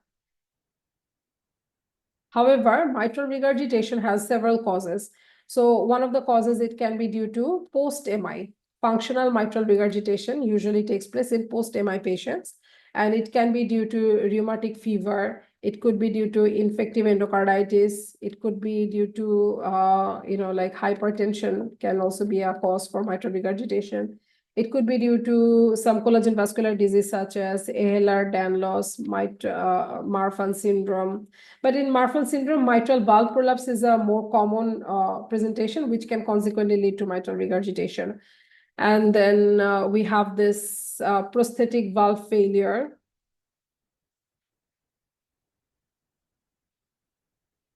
And so, some mechanical causes like during cardiac surgery, some papillary muscle is, is dissected, and now the patient presents with mitral regurgitation. So trauma surgery, these are also some of the causes behind mitral regurgitation. So the causes of mitral regurgitation is numerous, whereas the main cause of mitral stenosis is basically rheumatic fever. Sometimes what can happen is that with increasing or advanced age, the annula in the mitral valve area, which is known as the mitral annular complex or MAC, that's where calcification can take place. So this is known as the degenerative MS. And apart from that, SLE, carcinoid syndrome. These are some rare causes for mitral stenosis. But always remember rheumatic fever, and rheumatic fever, or even congenital cause behind mitral stenosis is basically rheumatic fever. So rheumatic fever and congenital MS, these are the main causes for mitral stenosis. Now, in terms of presentation or examination finding, in case of mitral stenosis, we get diastolic murmur. The typical diastolic murmur is mid-diastolic murmur present in the apical area, which is best heard with the bell of the stethoscope, patient lying on breath, left lateral position, breath held after expiration. And in our undergraduation level, we used to remember it like low pitch, localized, rough rumbling, but this is not required nowadays. Just remember the diastolic murmur is produced in case of the mitral stenosis, and in mitral regurgitation, pansystolic murmur. occurs in the mitral area with axillary radiation. This is the main finding. In case of the mitral stenosis, the pulse is, remember that in most of the stenotic valvular condition, pulse is usually low volume. And if there is concomitant atrial fibrillation, in that case, pulse volume can be variable and pulse can be irregularly irregular. Atrial fibrillation can also take place in mitral regurgitation also, but in mitral regurgitation, pulse volume will be usually either normal or high. Okay, blood pressure is not that changed in case of either mitral stenosis or mitral regurgitation, because in case of why blood pressure change takes place in case of aortic valvular pathology, because we know that aorta is basically the responsible component for systemic circulation, which is why aortic valve pathology will lead to changes in the blood pressure. But mitral valve is not directly related to the systemic circulation, which is why the blood pressure is usually not affected, usually normal in both mitral stenosis and mitral regurgitation. If there is concomitant pulmonary hypertension development or heart failure, in that case, JVP can be raised in both of these conditions. Okay, so basic differences in the pulse and the precordial or the auscultatory finding. Apex beat, on the other hand, in case of a mitral stenosis, it will be tapping in nature. So if you put the hand on the chest, it will be just slightly lifting the finger. But it will be slow and sustained. And in case of the mitral regurgitation, the apex beat it can be shifted.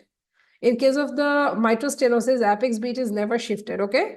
The main reason is because the blood is not entering into the left ventricle, and we know that apex is mainly formed by the left ventricle. So if the blood is not coming into the left ventricle, so there will be no change in the left ventricle, so apex beat will not be displaced. But in case of the mitral regurgitation, apex beat can be shifted and it can be thrusting in nature or forceful, however you want to remember. All right, so these are basically the examination finding difference for both mitral stenosis and mitral regurgitation. In terms of investigation,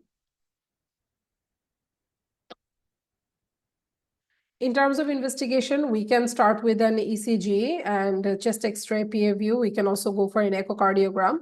And if there is concomitant pulmonary hypertension, we can go for right heart catheterization. And normally in valvular heart diseases, we don't really go for coronary angiogram, except for two conditions. For example, in male patients more than 35 years or female patient more than 45 years, if there is increased cardiovascular risk factor or there is history of prior angina or ischemic heart disease. In that case, we can go for coronary angiogram simultaneously. Other than that, normally these are the four important investigations done in any valvular heart disease. And in the echocardiography, there are actually different modes of echocardiography that are present, like 2D echocardiography, M-mode echocardiography, color Doppler echocardiography. Best one is the color Doppler echocardiography, because it will give like a proper estimate regarding the valve size and pressure gradient, and also thrombus or vegetation, ejection fraction, and all the atrial and the ventricular chamber size and function. It will be properly visualized with the help of color Doppler echocardiography. All right, in chest X-ray, mitral stenosis patient, we get characteristic, double right heart border. So that basically takes place because of the, increase in the, so in the chest X-ray, this is the heart shadow. Then normally an additional heart shadow is seen, which is actually produced by enlargement of the right atrium. So which causes this double of the right heart shadow. And because of the enlargement of the left atrium, sometimes the, line of the left heart line in the chest X-ray usually becomes straightening. And if there is concomitant pulmonary hypertension, then the pulmonary vasculature becomes plethoric or congested. In extensive calcification, sometimes calcified valves can be seen in chest X-ray as well. So these are basically the chest X-ray finding for mitral stenosis. For mitral regurgitation, actually nothing that significant. And in case of an ECG, if there is like cardiac arrhythmia such as atrial fibrillation, in that case we can get irregular rhythm, loss of P wave. In sometimes P mitrale can take place. We know that P wave is formed by two components. One is the right atrial contraction and left atrial contraction, or right atrial depolarization and left atrial depolarization. Both of these components causes the peak or the first positive deflection in the ECG. But in case of mitral stenosis, what happens is that the left atrium becomes progressively increased, or like increase in the size of the left atrium. So the deflection, positive deflection sometimes have some notching, this is how it shows, like this is known as the P mitrale. All right. So when do we treat a case of mitral stenosis? So in mitral stenosis patients, if the patient becomes having any complication, like any of the mitral valvular pathology, when they start having complications, in that case, we can usually opt for surgical options, such as a development of pulmonary hypertension or development of heart failure, recurrent thromboembolism, and recurrent hemoptysis. In that case, we can go for surgery. And another indication of surgery for mitral stenosis will be pressure symptom, such as, like, we know that due to the back pressure, ultimately in mitral stenosis, the left atrium becomes grossly enlarged. So right behind the left atrium lies the left recurrent laryngeal nerve, and as well as the esophagus. So the enlarged left atrium pushing on this structure can lead to hoarseness of the voice and dysphagia, respectively. This is known as Ortner syndrome. So because of pressure symptom, we can also go consider, operation for mitral stenosis patients. Indications of surgery for mitral regurgitation is almost very similar, except for the pressure symptom is not present in there. And for medical management, we can opt for ACE inhibitors or ARB, basically to reduce the afterload or the cardiac output of the heart. And at the same time, we can, if there is concomitant heart failure, we can give the patient diuretics and digoxin. And in order to prevention for thromboembolism, we can give patients warfarin. Or valvular heart disease patients always go for warfarin. And in terms of surgical options, so there are actually couple of surgical options present. So if the valve is only having single pathology, so that is only having mitral stenosis, there is no regurgitation. So in that case, or if the valve is free of thrombus, and so if there is no concomitant mitral regurgitation, the valve is free of thrombus, and the patient has no complications yet, in that case, the surgical correction can be in the form of, OMC, CMC, PTMC, this kind of operations. So OMC is basically open mitral commissurotomy. CMC is closed mitral commissurotomy. PTMC is percutaneous transthoracic mitral commissurotomy. So these are a little bit less invasive rather than the valve replacement operations.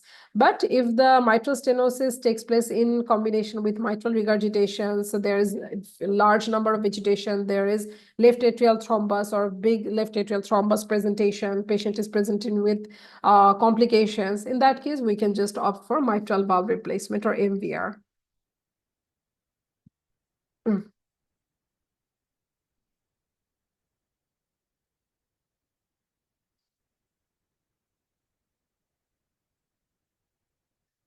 So rheumatic fever, okay, we have already gone through so many times that the cause of valvular pathology can be rheumatic fever. Now, rheumatic fever, basically, it's a type 2 hypersensitivity reaction or an immunological reaction to a recent Streptococcus pyogenes or sore throat infection. So it takes place around 2 to 6 weeks. In case of the type 2 hypersensitivity reaction, antigen-antibody complex formation is directed in the tissue system.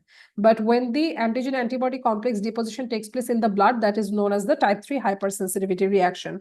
So that's why you'll see that the gross difference between, like we know that after a sore throat infection like Streptococcus pyogenes infection, also post-streptococcal glomerulonephritis can take place. But PSGN is entirely different mechanism because it follows the pathway of type 3 hypersensitivity reaction.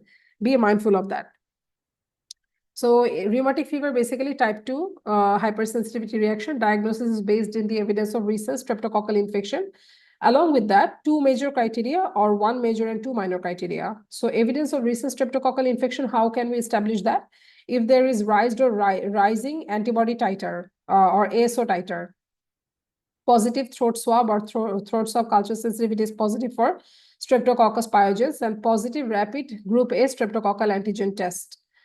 And what are the major criteria? Major criteria is basically 5 criteria. That is erythema marginatum, which is basically a large erythematous circular area in the skin manifestation. Sydenham chorea, which is a basically extrapyramidal disorder. Polyarthritis or migratory polyarthritis, so different type of joint pain happening in mainly it could be large joint involvement, could be small joint involvement, but it should be polyarthritis. So more than 2 to 3 joints should be involved here. And carditis or pancarditis and valvulitis. And another one is subcutaneous nodule, which has another name, which is known as Aschoff nodule. So these are basically the major criteria for in rheumatic fever. And in the minor criteria, you'll see that pyrexia or fever, raised inflammatory markers such as ESR-CRP, arthralgia, but not arthritis. Arthritis is a major criteria. Joint pain only, that is minor criteria. And prolonged PR interval, that is first degree heart block. So these are all within the minor criteria.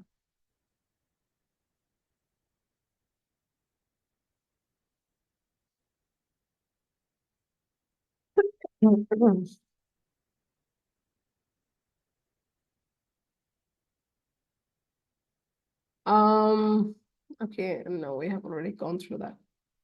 So let's go through the mitral valve prolapse a little bit. This is occurring in 5 to 10% of the population. Most of the time, this is idiopathic, but might be associated with a variety of cardiovascular disease and other conditions. So some of the association of mitral valve prolapse are congenital heart disease, such as patent ductus arteriosus, atrial septal defect. So always remember, one autoimmune condition can be associated with another autoimmune condition. Similarly, one congenital heart disease can be associated with another type of congenital heart disease. So MVP, idiopathic MVP, can be in particular associated with other forms of acyclic congenital heart disease.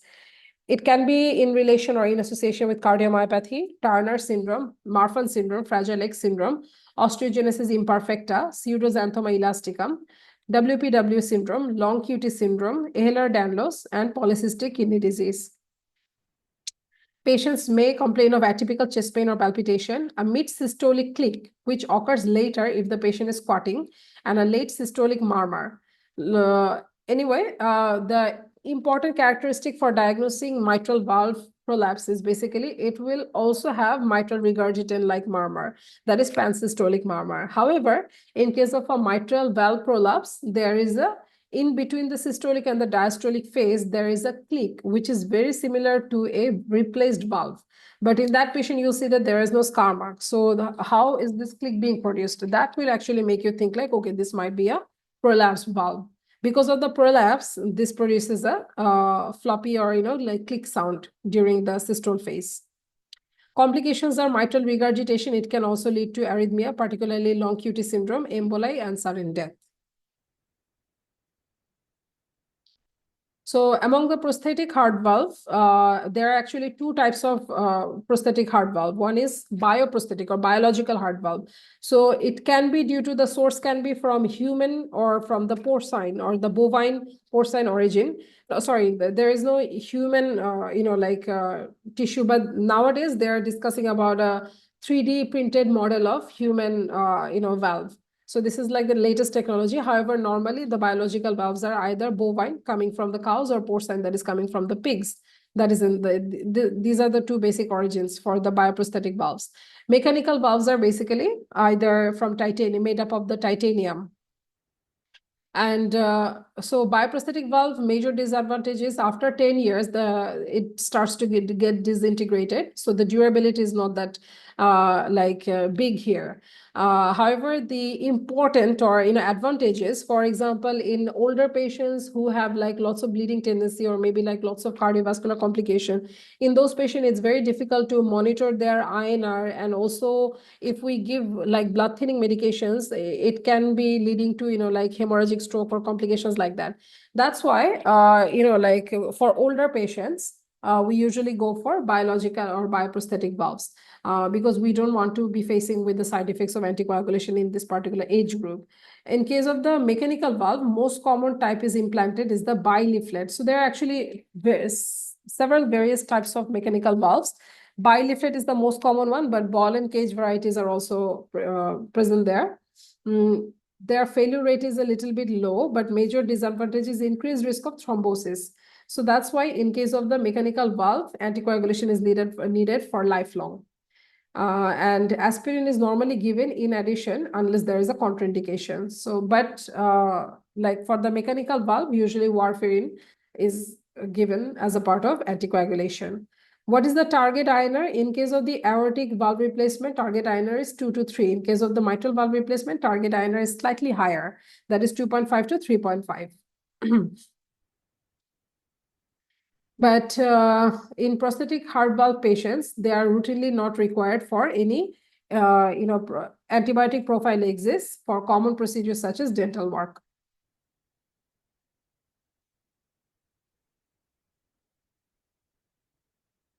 Okay. So 74-year-old man with symptomatic aortic stenosis is reviewed in the cardiology clinic. He is otherwise fit and well and keen for intervention if possible. So what type of intervention is most likely to be offered?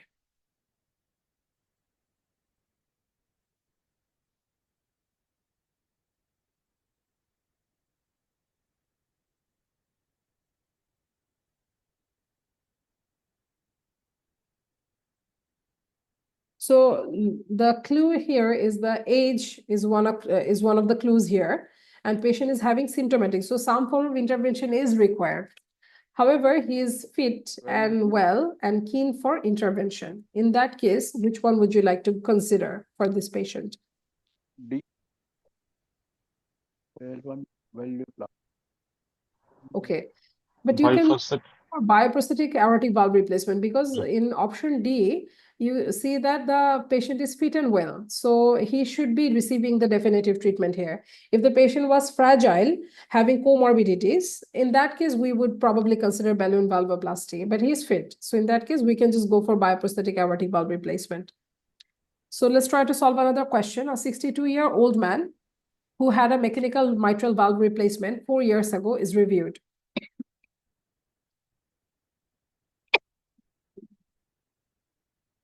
So that is a mechanical MVR. All right. Long-term antithrombotic therapy, is he likely to be taking? Which one is the answer?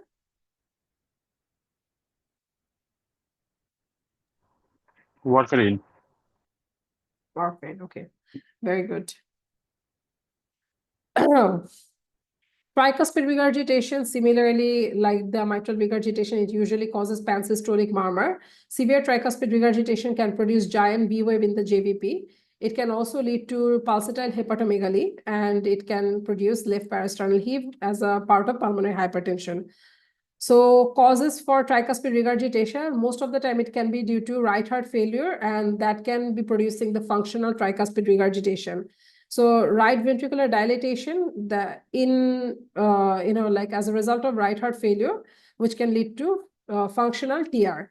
So this is the main common cause. Apart from that, pulmonary hypertension, pulmonary hypertension can also cause functional tricuspid regurgitation. Rheumatic heart disease or rheumatic fever, infective endocarditis, Epstein anomaly, and carcinoid syndrome. These are some of the causes behind the tricuspid regurgitation.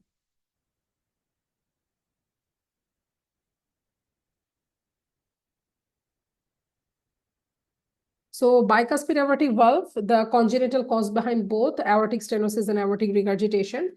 It occurs in 1 to 2% of the population, usually asymptomatic in childhood. Majority eventually develop aortic stenosis or aortic regurgitation, or even both. Associated with left dominant coronary circulation, the posterior descending artery arises from the circumflex instead of the right coronary artery, and Turner syndrome. So bicuspid aortic valve is most basically associated with Turner syndrome. That's the takeaway message here.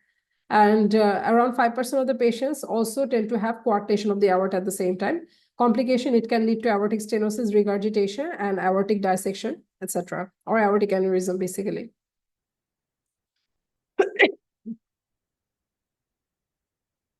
So that's all about the valvular heart disease. We just have left the cardiomyopathy. I want to take another 5 minutes of break, just a short break for like a washroom break. I will just come back after the 5 minutes.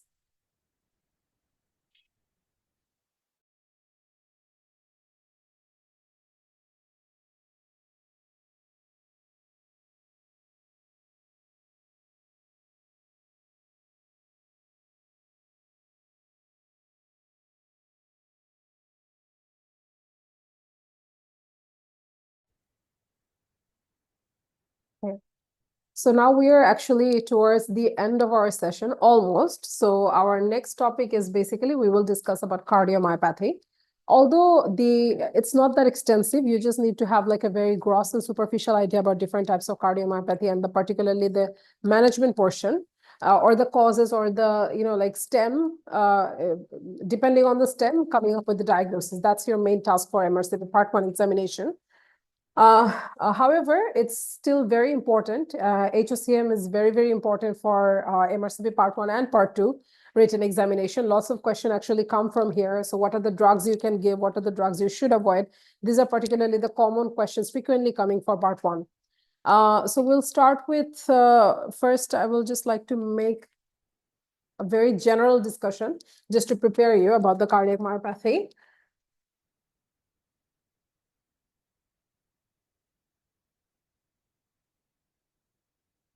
So the different varieties of cardiac myopathy, among this, the first one, this is the most common one. This is known as the dilated cardiomyopathy, also short for DCM. Then we have another form, which is known as ischemic cardiomyopathy, also known as ICM. And then we have restrictive cardiomyopathy,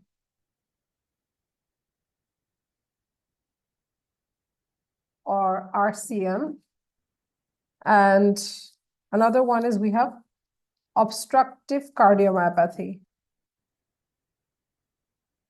And within that obstructive cardiomyopathy, we have HOCM, or hypertrophic obstructive cardiomyopathy. Now we will go back to our PDF. So hypertrophic obstructive cardiomyopathy, this is first of all genetic disorder, genetic disease, and among all the cardiac myopathies, like the genetic cardiac myopathy, HOCM is the commonest one. This is an autosomal dominant disorder of the muscle tissue caused by defects in the gene encoding for the contractile protein. So the names of this gene or the particular protein that is affected, there are actually several types of, like miscoded protein. Miscoded gene responsible for, like abnormal protein, which causes this HOCM. So knowing the name of as much as possible. So there are more than 50 different types of abnormal protein that has been linked with associated with HOCM. But you have to know like some of these particular, abnormal proteins name, because sometimes they come for, like a single best answer in the MCQ. So most common defect is having a mutation in the gene encoding for beta myosin heavy chain. Be very careful. This is heavy chain, okay, not light chain. And myosin binding protein C. So they can replace, myosin binding protein C instead of A or B. And the estimated prevalence is 1 in 500. Features are often they're asymptomatic, but sudden cardiac death can be the very first presentation of the HOCM. And with stress, anxiety, exercise, vigorous activity, HOCM patients tend to become progressively, symptomatic. Dyspnea, angina, sudden onset cardiac syncope, or loss of consciousness, dizziness, these can happen in HOCM patients. On examination, you can get a jerky pulse or double apex beat and a large A wave in the JVP. Ejection systolic murmur, mainly you can get because of the left ventricular outflow tract obstruction. You can get like aortic stenosis like murmur in the aortic area. And also because of the, there is a particular abnormality in the mitral valve as well. So that can also mimic mitral regurgitation murmur, so thereby producing pansystolic murmur in the mitral area. So in chest auscultation, you can get aortic stenosis like murmur as well as a mitral regurgitation like murmur in the precordium. HOCM can be in association with some other genetic condition, that is Friedreich's ataxia, which is a trinucleopeptide repeat disorder, and Wolff-Parkinson-White syndrome, or WPW syndrome. In echocardiography, there is a mnemonic which you can use to remember. This is known as Mr. Sam Ash. So Mr. is in echocardiography, you will get mitral regurgitation. And you will also get SAM basically means systolic anterior motion of the anterior mitral valve leaflet. So we know that mitral valve leaflet has two leaflets. One is the anterior leaflet and the other one is the posterior leaflet. So in the anterior leaflet, in the echocardiography, particularly in the color Doppler echocardiography, you will see the with every systolic contraction, the anterior leaflet moves anteriorly. So this is known as the systolic anterior motion of the anterior mitral valve leaflet, and asymmetrical hypertrophy. I think they're missing some information, that is asymmetrical hypertrophy of the interventricular septum. So the septum that separates the two ventricle, it can be asymmetrical hypertrophy in case of an HOCM. In the ECG, you can get several types of morphological changes like left axis deviation, left ventricular hypertrophy, deep T wave inversion. Sometimes you can get like progressive T wave inversion, deep Q waves, or sometimes atrial fibrillation that can be present in the ECG. So in this question, you can see the answer is 19-year-old man collapses, dies while playing rugby at the university. Postmortem asymmetrical ventricular septal hypertrophy. So this is a case of HOCM. So analysis of the cardiac tissue is most likely to demonstrate a defect in the following. So the answer is basically beta-myosin heavy chain protein. Beta-myosin heavy chain protein and myosin binding protein C. These are the two most important or commonly abnormal protein that is present in HOCM. All right. 21-year-old man collapses whilst playing football with his friends at the weekend. By the time he is brought to the emergency department, he is pronounced dead following cardiac arrest. Despite adequate life support being given, his family cannot understand how this has happened, saying that he has always been fit and healthy and was keen sportsman. They do, however, note that two other family members have died quite young in similar circumstances. Which one of the following methods of inheritance is correct for this condition? So which one is the answer? Option? A. Autosomal dominant, A. Autosomal dominant, yes. Very good. So 17-year-old female presents with recurrent attacks of collapse. These episodes typically occur without warning and have occurred while she was running for a bus. And there is no significant past medical history. The only family history of note is that the father died suddenly when he was 38 years of old. What is the likely cause here? Is it vasovagal attack? Is it anxiety? Is it epilepsy? Is it cardiogenic syncope, or is it malingering? Which one is the correct answer? Cardiogenic syncope. Cardiogenic syncope, yes.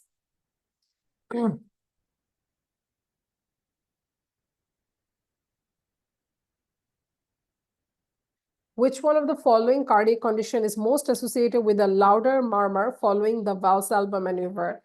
Okay, so the thing is with aortic stenosis, so there is an actual stenosis of the aortic valve, which is why if you somehow, decrease the, how do I say? In Valsalva maneuver, the venous return reduces in the right heart. So concomitantly, it increases with the on the left side of the heart. So that's why if the venous return is increased on the left side of the heart in Valsalva maneuver in aortic stenosis, there is a fall. But in the vice versa takes place in case of an HOCM. So there is no actual obstruction. So in Valsalva maneuver, what will happen that there will be a paradoxical rise in the murmur for HOCM patients because of the asymmetrical hypertrophy. So that's why in the Valsalva maneuver, you will see that the opposite effect taking place in case of HOCM.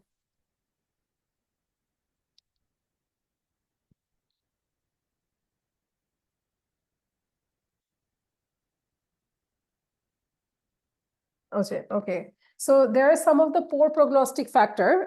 You can see that if the patient's first presentation is syncope or cardiac syncope, and if the patient presents at a very early age, and if you go for like an electro EPS study or Holter monitoring, and if you get like frequent tachycardia or ventricular arrhythmia, basically malignant arrhythmia, non-sustained VT for 24 or 48-hour Holter monitoring, and family history of sudden death and abnormal blood pressure changes, that is paradoxical fall in the blood pressure on ETT.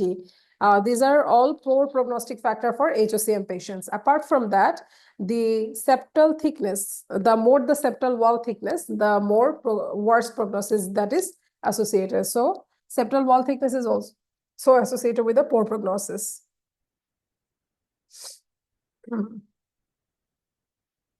Let's solve this question. You're on the cardiac arrest team and called for the emergency department for a 25-year-old male who has arrived in the cardiac arrest.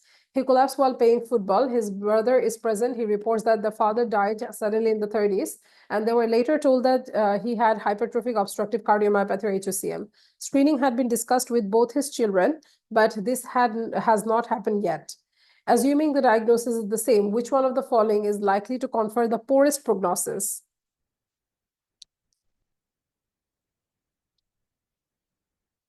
Which one is it?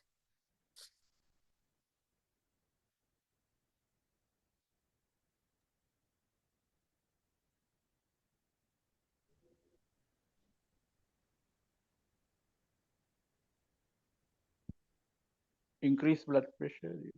Yes. E. So abnormal blood pressure responses during not increased. Abnormal blood pressure response would be during exercise, blood pressure should increase. But if there is a abnormal response in exercise, then that is a poor prognosis.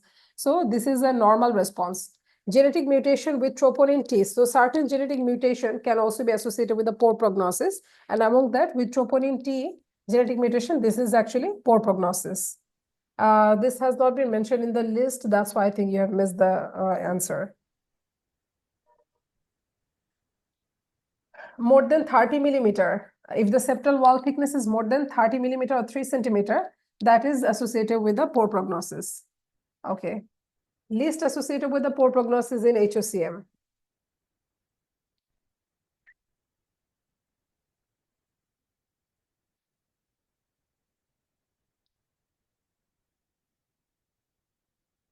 This has been discussed, so I think the answer should be given by B. B, yes. Reduced left ventricular outflow gradient. 24-year-old male diagnosed of having HOCM. Which of the following marker is most useful in assessing the risk of sudden death? Which one is the answer? Abnormal blood pressure changes in exercise. Yes. All right. So what is the management? You can remember it by the mnemonic A, B, C, D, E. So A is for amiodarone. Basically, amiodarone is given for ventricular arrhythmia. Beta blocker or verapamil to reduce the cardiac workload. Cardioverter defibrillator. This is the main modality of treatment. ICD, implantable cardioverter defibrillator. Dual chamber pacemaker, it can also be considered. And endocarditis prophylaxis, not like recommended routinely for HOCM patients. So I think it's just ABCD management. If you remember that, that will be enough. But there are certain drugs that you should avoid in patients with HOCM. For example, nitrates. Why nitrates are contraindicated? Because nitrates, they tend to reduce the preload. Okay, they cause vasodilatation.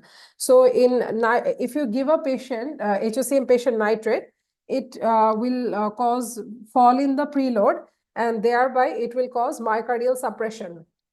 And in case of ACE inhibitor, remember that in any form of left ventricular outflow tract obstruction or LVOT obstruction, you should not prescribe ACE inhibitor or ARB. Same reason why you cannot give ACE inhibitor or ARB in patients with aortic stenosis at the same time, because it causes further, reduction in the cardiac output. And inotropes should be avoided in HOCM patients because it increases the workforce of the cardiac muscle. In hypertrophic cardiac muscle, it increases the work force. So I used to remember it like NAI. So NAI drugs or NAI drugs should be avoided in HOCM management. Rather, ABCD protocol should be given in HOCM. So let's see. I think this is Madam, beta blockers are contraindicated. Beta No, beta blockers. blockers can be given in HOCM. So I think if the patient, for example, verapamil, it should not be given if there is development of ventricular arrhythmia or VT. But if the patient does not have VT yet, in that case, you can give beta blocker or verapamil. That's okay. But if the patient develops VT, in that case, in HOCM patient, you should not be prescribing, particularly the rate limiting calcium channel blocker. So, okay, this one. Which one of the following drug is best avoided in patients with HOCM? Revipil. Ramipril or ACE inhibitor, yes.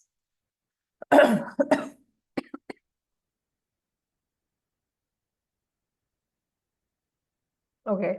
So dilated cardiomyopathy actually, basically, it can affect all the chambers like the right atrium, right ventricle, left atrium, left ventricle. All of this can be affected in case of a dilated cardiomyopathy. However, it mainly involves the left ventricle, and it can cause both systolic and diastolic dysfunction, but as it mainly involves the left ventricle, so that's why systolic dysfunction is more common in case of a dilated cardiomyopathy. Features can be including heart failure, arrhythmia, emboli, mitral regurgitation. And before diagnosing a case of dilated cardiomyopathy, you should exclude the diagnosis of valvular heart disease, ischemic heart disease, and congenital cardiac abnormalities. Most common causes behind DCM is alcohol, and it could be idiopathic, it could be post-viral or viral myocarditis, and during pregnancy or right after delivery, postpartum cardiomyopathy or peripartum cardiomyopathy, and hypertension. These are the main causes for DCM. Apart from that, some inherited causes, infection, among the infection, Coxsackie virus, HIV, diphtheria, some parasitic infection, Lyme's disease. So endocrine causes, thyrotoxicosis, infiltrative cause, actually hemochromatosis and sarcoidosis, they tend to cause restrictive cardiomyopathy more commonly rather than the dilated cardiomyopathy. Neuromuscular disease such as Duchenne-Becker muscular dystrophy, and nutritional cause such as kwashiorkor, and then vitamin B1 deficiency, thiamine deficiency, pellagra niacin deficiency, drugs such as doxorubicin. This chemotherapeutic agent, which is used in the treatment for breast cancer. So doxorubicin it's a very cardiotoxic drug. So it can cause dilated cardiomyopathy, even myocarditis. Inherited dilated cardiomyopathy is it happens in 1/3 of the patients with DCM. They tend to have like a genetic predisposition. So in the absence of alcohol and viral causes, postpartum or endocrine causes, excluding that, you will see that in those patients, DCM can happen. So we have to consider like there might be some form of genetic predisposition. A large number of heterogeneous defects. It's actually basically a multifactorial. No specific gene has been identified for this disease yet. Majority of the defects are inherited in autosomal dominant fashion, although other patterns of inheritance are also seen. Okay. Like I've already mentioned, like infiltrative conditions like hemochromatosis, sarcoidosis, or amyloidosis, they mainly cause restrictive cardiomyopathy rather than dilated cardiomyopathy.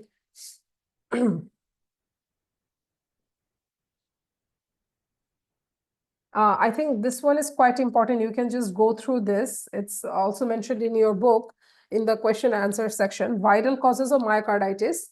I think you should add HIV here. So parvovirus B19, human herpes virus 6, Coxsackie B virus, adenovirus, hepatitis C, cytomegalovirus, echovirus, influenza, Epstein-Barr virus, and HIV. These viruses can cause myocarditis or dilated cardiomyopathy.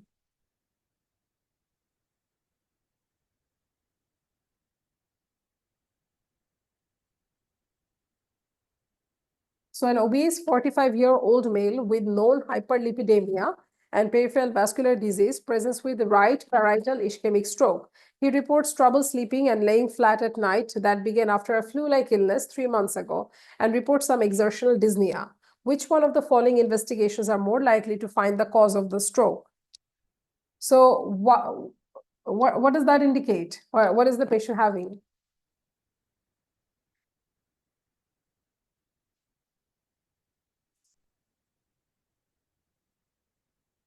Echo, CT brain with angiography, MRI or MRA, carotid Doppler of carotid vessels, CT chest with contrast. Which one is the answer? This is actually a two-step type of, stem.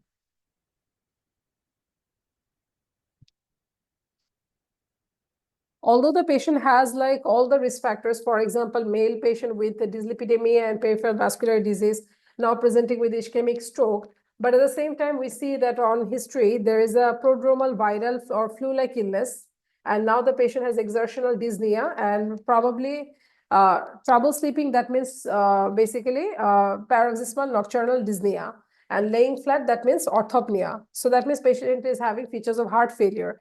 So that is there is some cardiac abnormality which might have provoked this stroke feature. So which is why an echo should be done in this kind of patients. So we have already established stroke. We are trying to find out the cause of the stroke here, which is why CT brain or MRI, these are actually not that important. And carotid Doppler for the carotid vessels, this would be the answer if this was a very old male patient. So in that case, maybe atherosclerotic plaque in the carotid vessels would have caused stroke. But now that we see that the patient has cardiac complaints, like in the preceding cardiac complaints in this particular stem, so we have to rule out cardiac abnormality first, which is why echo should be done to find out the cause behind the stroke.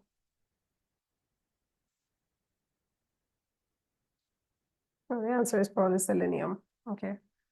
So restrictive cardiac disease. Features are restrictive cardiac disease causes would be most likely different types of infiltrative conditions such as amyloidosis, most common cause in the UK, hemochromatosis or iron deposition, Loeffler syndrome, which is a consequence of a parasitic condition, sarcoidosis and scleroderma, mainly the limited variety, all the limited systemic sclerosis, which is basically anti-SCL70 antibody-mediated systemic sclerosis. That is most likely, associated with restrictive cardiomyopathy. So restrictive cardiomyopathy means that the heart muscles will not be able to, like contract or, dilate or contract in normal way. That means their, like force of contraction is basically restricted. That is exactly known as restrictive cardiomyopathy. Very similar to presentation would be like the constrictive pericarditis. Main difference between restrictive cardiomyopathy and constrictive pericarditis is in constrictive pericarditis, if you do a chest X-ray, one of the commonest cause behind constrictive pericarditis is actually tuberculosis, pericardial TB. So if you go for like a chest X-ray, the pericardium calcification can be easily picked up. But in case of a restrictive cardiomyopathy, usually the heart shadow can be small or normal, but there is no such calcification seen. And in constrictive pericarditis, in restrictive cardiomyopathy, heart may be enlarged, but in case of a constrictive pericarditis, there is no change in the heart size. And I think you can just go through this. It's not that important. Most common cause of restrictive cardiomyopathy in the UK, the answer should be amyloidosis. The causes behind restrictive cardiomyopathy, that is the more, frequently coming topic for exam. Now, arrhythmogenic right ventricular cardiomyopathy or ARVC, again, this is an inherited cardiomyopathy. And in comparison to the HOCM, this is the second commonest variety. But HOCM is the first common variety of a genetic cardiomyopathy. So this is a form of inherited cardiovascular disease which may present with syncope or sudden cardiac death, generally regarded as the second most common cause of sudden cardiac death in the young after hypertrophic obstructive cardiomyopathy. Pathophysiology is basically, the main problem is within the right ventricle. So the right ventricle myocardium will be replaced by, the muscle tissue will be replaced by fibrofatty tissue. So that's why if the myocardium is replaced by the fibrofatty tissue, of course, the, like contraction, force of contraction, cardiac output will be reduced in that affected area. Presentation is in the form of palpitation, sometimes syncope, and sudden cardiac death can happen. Investigation, ECG, mainly in V1 chest lead, that is V1, V2, and V3 chest lead, there can be typical T wave inversion. And epsilon wave can be found. So epsilon wave is basically nothing but epsilon wave is like, imagine this is the P wave, this is Q, this is R normally, it's S and T. So in case of ARVC, what happens is P wave, Q wave, QRS, and there is a notching, and then this is basically, this notching is known as the epsilon wave. Okay, echocardiography changes are often sudden. So in order to pick up the ARVC, cardiac MRI is preferred because we can actually visualize the fibrofatty tissue with the help of cardiac MRI. Management is ICD drugs. Among the drugs, sotalol or class 1 antiarrhythmic drug can be given. Catheter ablation to prevent ventricular tachycardia and ICD. Naxos disease is a very, very rare form of autosomal recessive variant of the ARVC. So Naxos disease patients tend to have like ARVC, palmoplantar keratosis, and woolly hair. Okay. So which one of the following statement regarding ARVC is correct?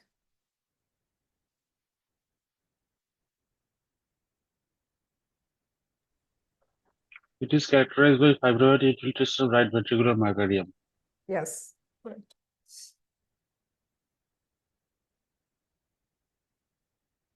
Brugada syndrome, for Brugada syndrome, you have to know like which channel is particularly affected.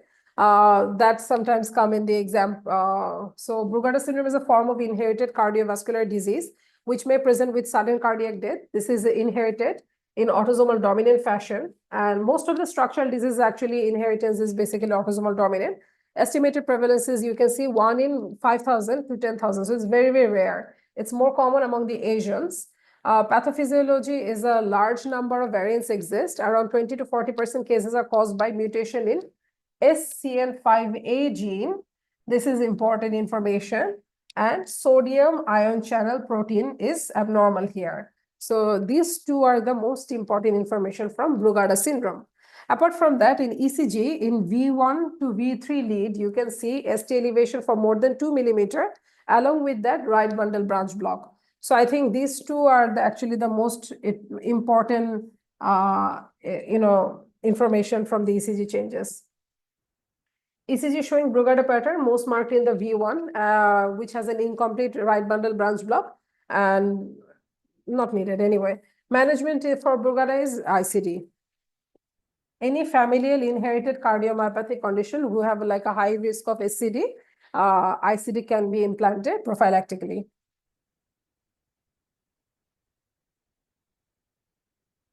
So here you can see a 34-year-old man investigated for unexplained collapse.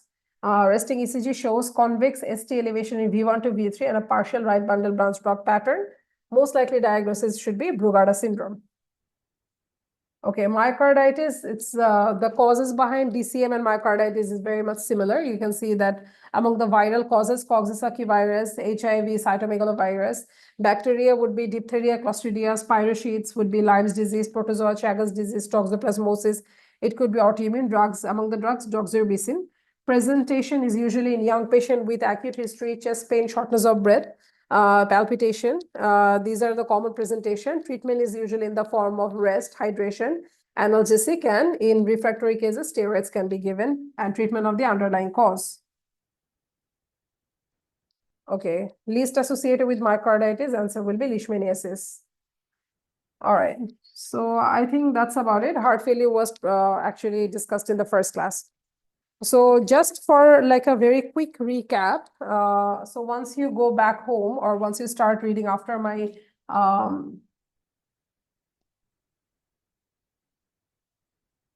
class, divide your sessions into like first go through cardiac catheterization and the interpretation of the cardiac catheterization.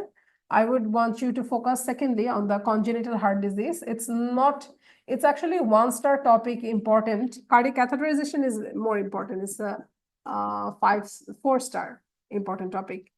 Congenital heart disease, cyanotic and acyanotic congenital heart disease. Among that, I think most important one being is the PDA, patent ductus arteriosus, and Fallot's tetralogy or TOF. And then we have the Epstein anomaly and ASD. These are the main important ones. And then go through the valvular heart disease. And among that, infective endocarditis, criteria for infective endocarditis, typical organism for native, different types of valves like native valve, prosthetic valve, people having colonic cancer, people having indwelling catheter or intravenous drug abuser. So, different organisms that is very important for treatment for infective endocarditis, like initial therapy or empirical antibiotic, prosthetic valve, native valve, if this is a case of Staphylococcus aureus, in that case, or, people with penicillin allergy and Streptococcus viridans infection. So divide those causes, divide those antibiotic treatment. Then for rheumatic fever, Jones criteria, that is infective endocarditis Duke's criteria. This is important. And among the valvular heart disease, aortic stenosis, aortic regurgitation, mitral stenosis, mitral regurgitation, tricuspid regurgitation, and different types of chromosomal abnormality. For example, Down syndrome, this is most commonly associated with ASD, endocardial cushion defect, that is ASD, VSD, or AVSD. And in case of Turner syndrome, common cardiac congenital abnormality that is seen is bicuspid aortic valve or coarctation of the aorta. And then in case of Marfan syndrome, aortopathology, mainly dilatation of the aortic sinuses. So aortic sinus pathology can be further into aortic regurgitation, could be aortic aneurysm, could be aortic dissection, and so forth, and mitral valve prolapse. And Ehlers-Danlos,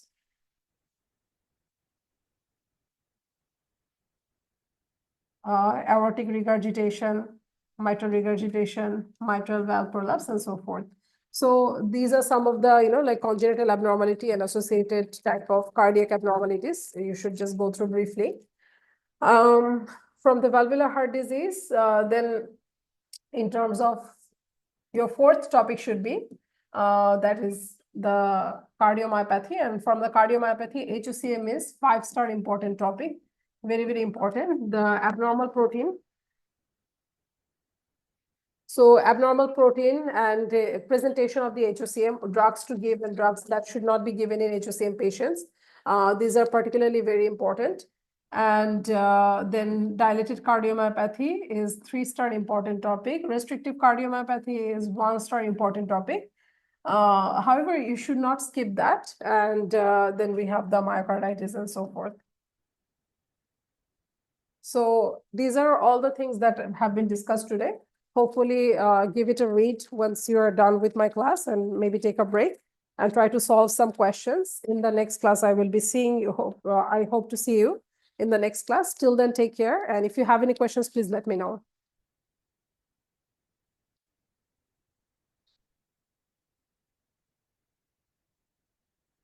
Okay. If there is no question, then I would like to conclude my session. Take care, everybody.